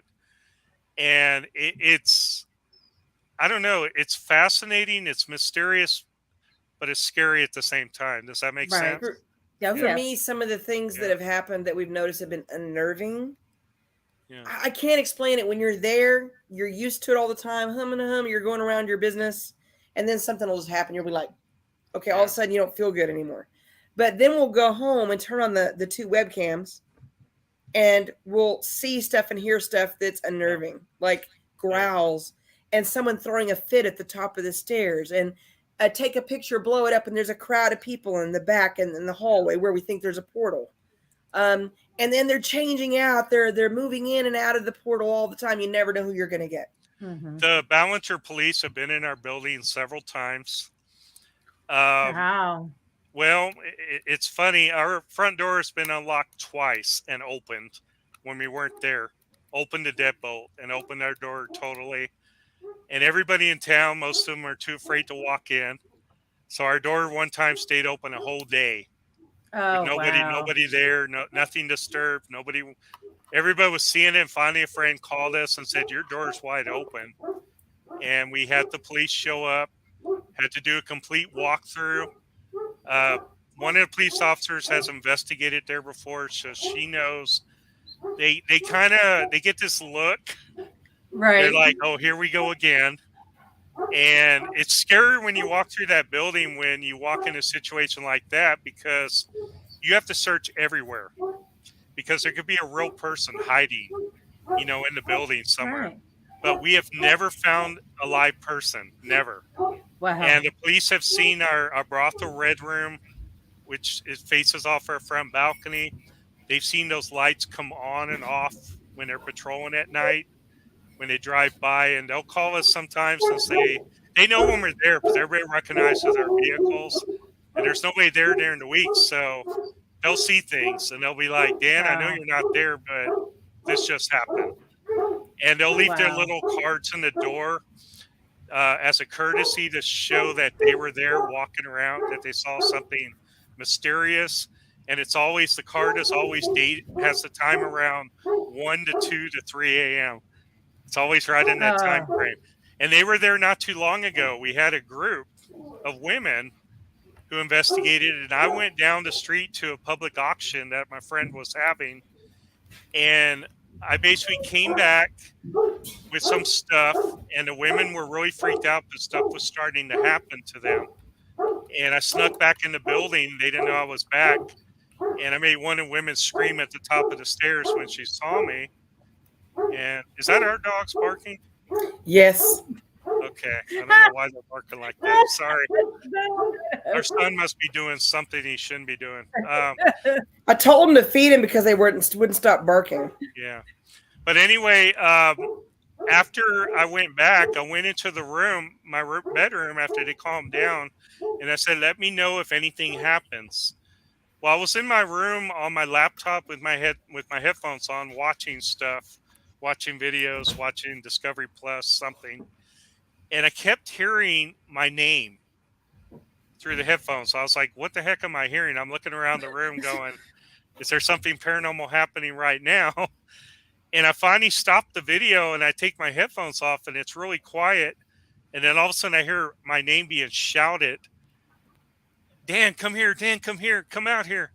And I go outside. Well, right when I walk outside, there's 2 police cruisers out in front, and all the women are standing there, and they're all just looking at me, and they're going, Dan, we got to tell you what just happened. And I'm just like, what?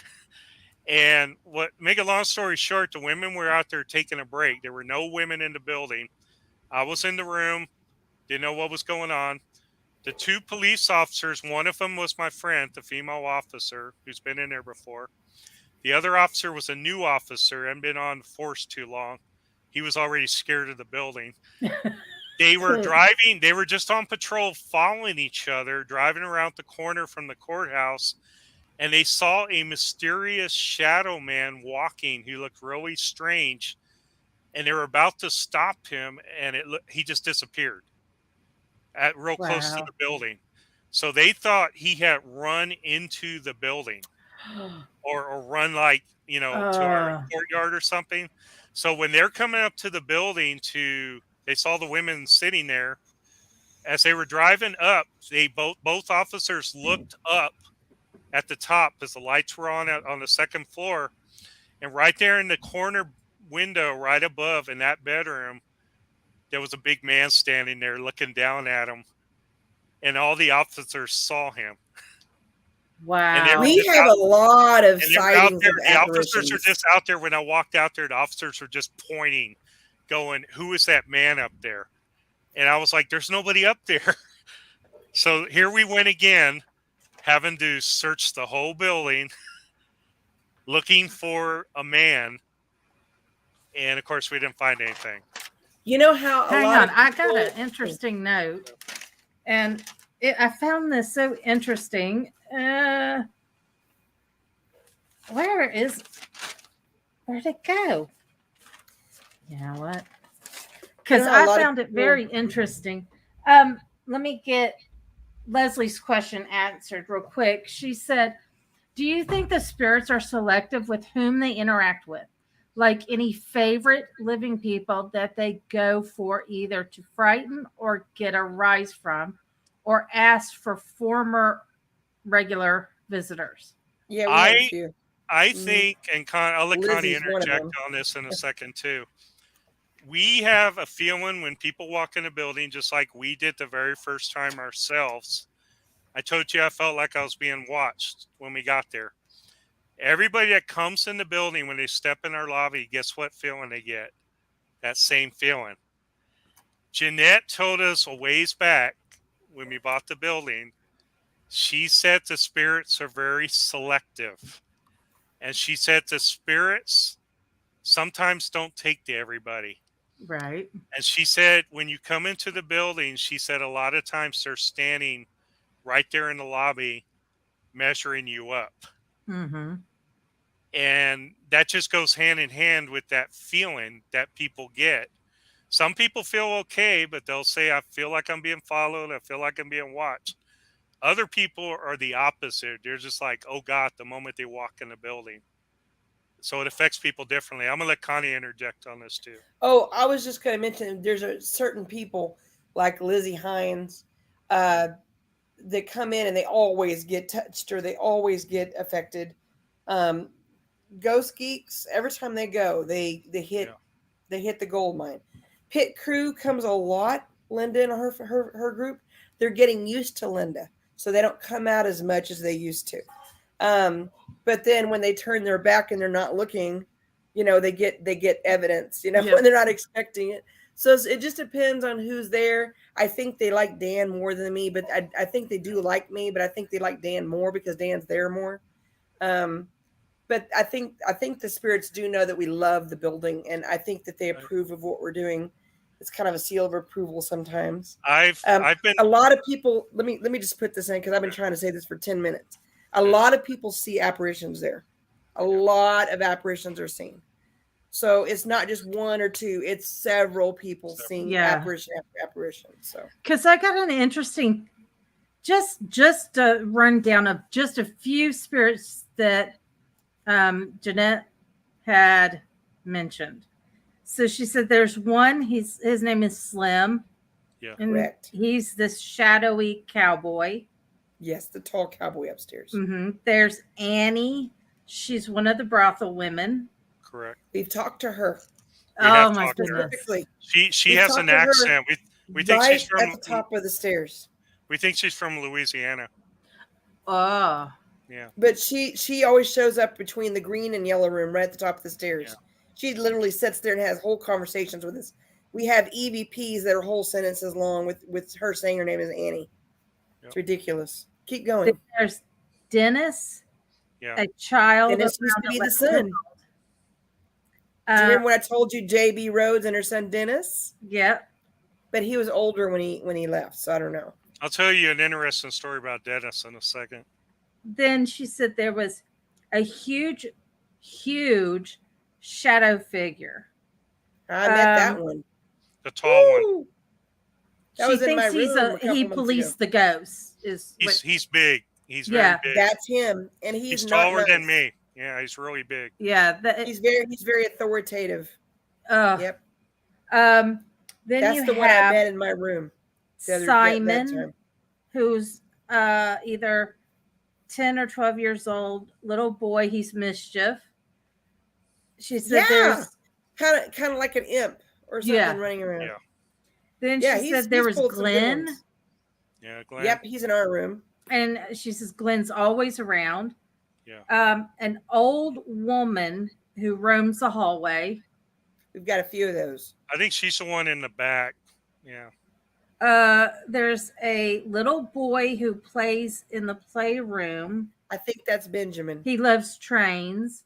Yes, Benjamin. Yes. And then lastly, she said there's Kay Seacrest, and she's one of the original families. And I mean, that's just what she's gotten. We think there's a lot more. Yes. We really do. Yes. I mean, we just added so many to that list that it popped Walter, up. Jackie. Yeah.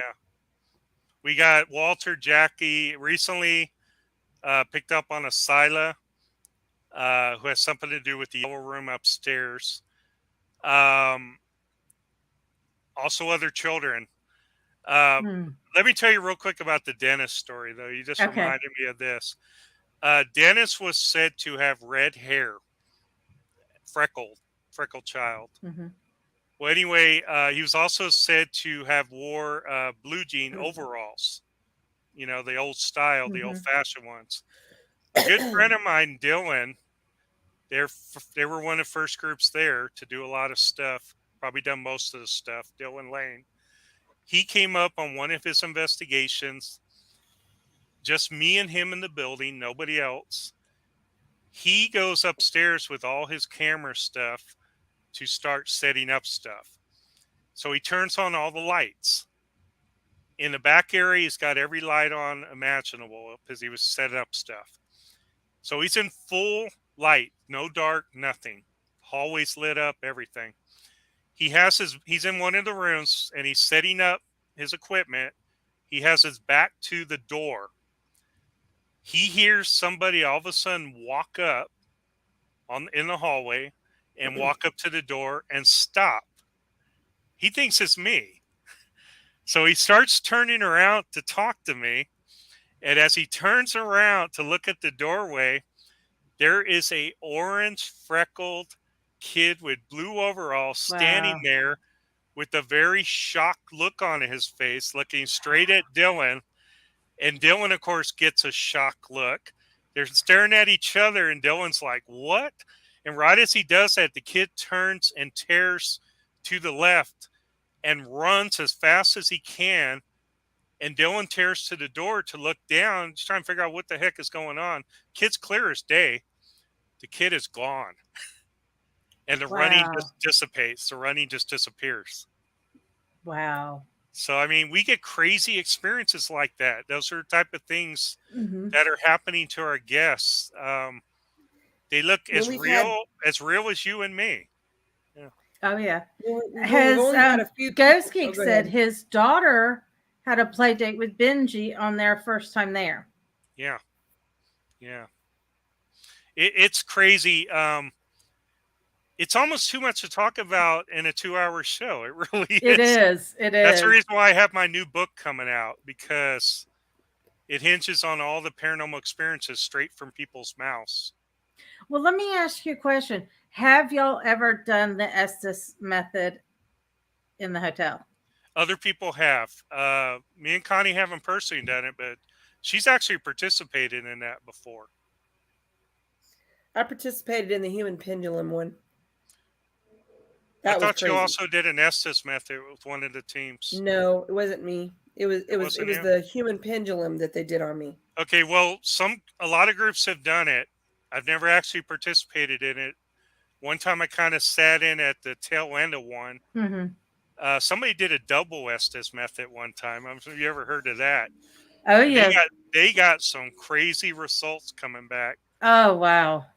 Yeah. Oh, that is awesome. We've had doors slamming with doors. We hear boot steps. We've had what sounded like bodies dropping as hard as possible. Boom, like that. And it happened 2 nights in a row. Yeah. And some people do hear that loud boom upstairs, but we don't know what to make of it. We've heard screams in the building. Loud boots, spurs, walking around. People sitting next to others on the bed. The bed's going down.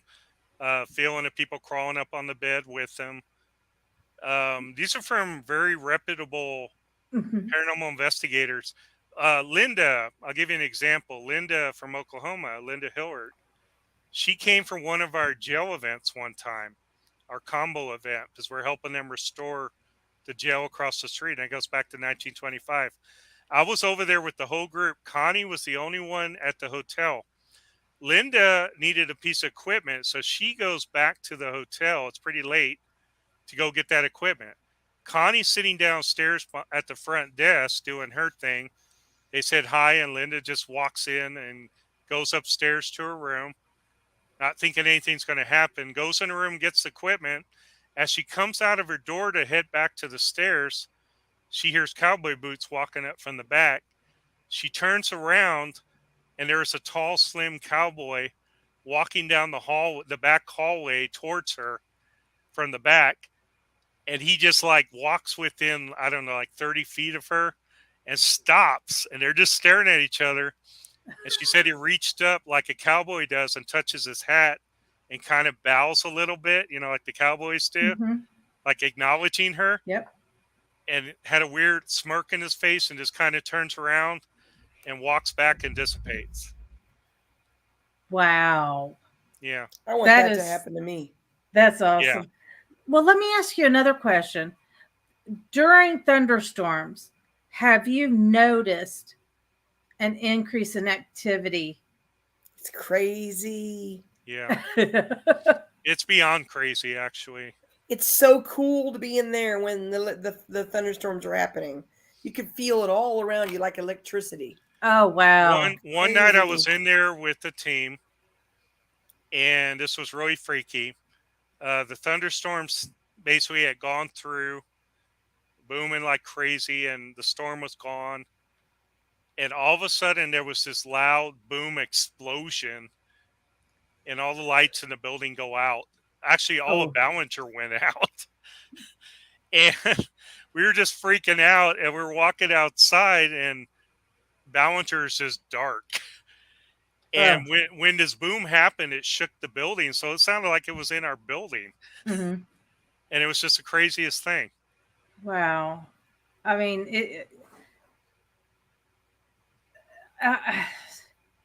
it blows me away with the stuff that y'all get.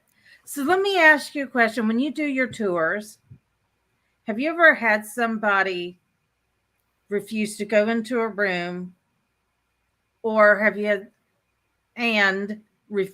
something happened to them and they run out and go, I'm not coming back in? Yeah. All the time. All the time. The yellow room gets that a lot. Yeah. The Iona's Oleander Suite. We call that room the 50-50 room. Yeah. We can't hint to you yet, but Nick Groff did an episode from Deathwalker. Oh. And he spent 2 nights in the building. And one of those rooms that he slept in was that room. And wait till he tells you what he got. Oh, that's interesting. That's very interesting. Yeah. So I got one last question because I know we're coming up. And it is, what are some of the most difficult and rewarding things about owning and running a haunted location?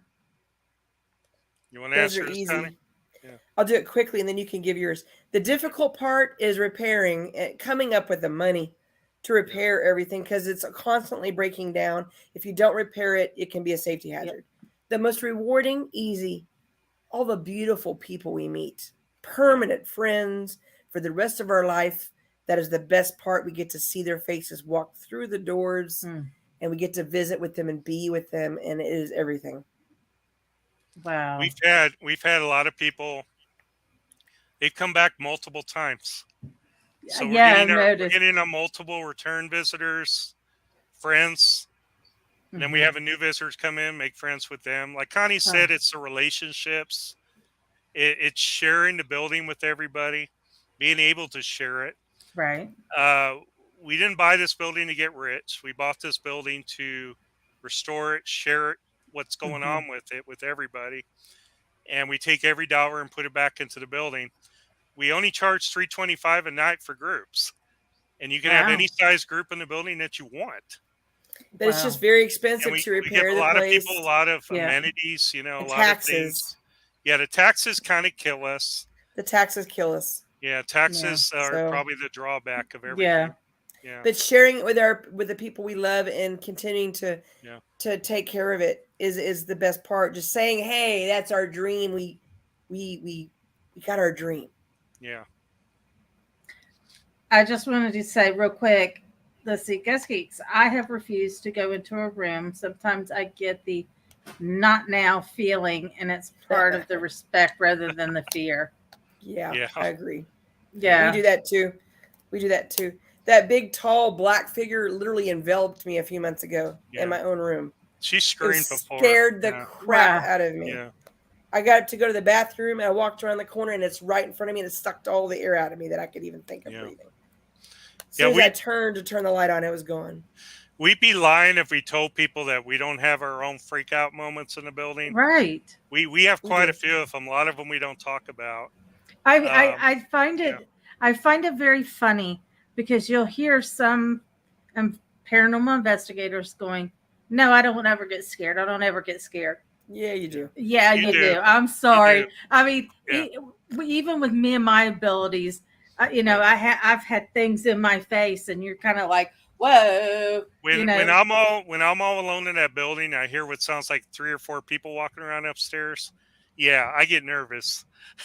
It's just it puts you on guard, Yeah, because you never know. Yeah. I hate going in the back sometimes to make beds. I try to do it as fast as possible. She goes and really I fast. can feel it looking right at me, like right here. I'm just like, I'm just gonna hurry up and do this and get out of here. I can't take it. Well, I have absolutely enjoyed everything. I mean, I'm definitely going to push and get this video out and seen because it is absolutely well worth it. And you both have been absolutely lovely sharing the information with me. So, and with all our, come on. I just wanted to say amazing. something real quick. Sure. Even though we've had this building 6 years, a lot of our friends, everybody's been there, knows what the building's about, but a lot of other people in the paranormal community haven't seen it yet. Right. And I can tell you when Deathwalker comes out, people are going to really see some stuff. Yep. And we can't say anything, but we're working on another new television project right now. Oh. Yeah. Well deserved. I mean, because y'all have been just open and honest and just so wonderful. Thank you. You're wonderful to work too. with. and that matters. It really does. It matters in this. And I absolutely appreciate your time that you've given to me, given to everybody in the chat and the people that will watch. Well, thank you for sharing with everyone else. Oh, absolutely. Because like I said, I saw you guys and I was like, wait a minute, how do I not know this? And if I don't know this over here on the East Coast, I was like, y'all have got to be heard. Thank you so much. Don't click off when he sends you in the back. Just give me 1 second and I'll be right back. No worries. Thank you so much again. It was nice being with you tonight. Thanks to all our guests. Thanks for watching, everybody. I had an absolute blast and I sat here with goosebumps all over me. And then I had a spider land on me and been kind of maintaining my freak out. I want to thank everybody so much. I'm sorry. I'm getting excited.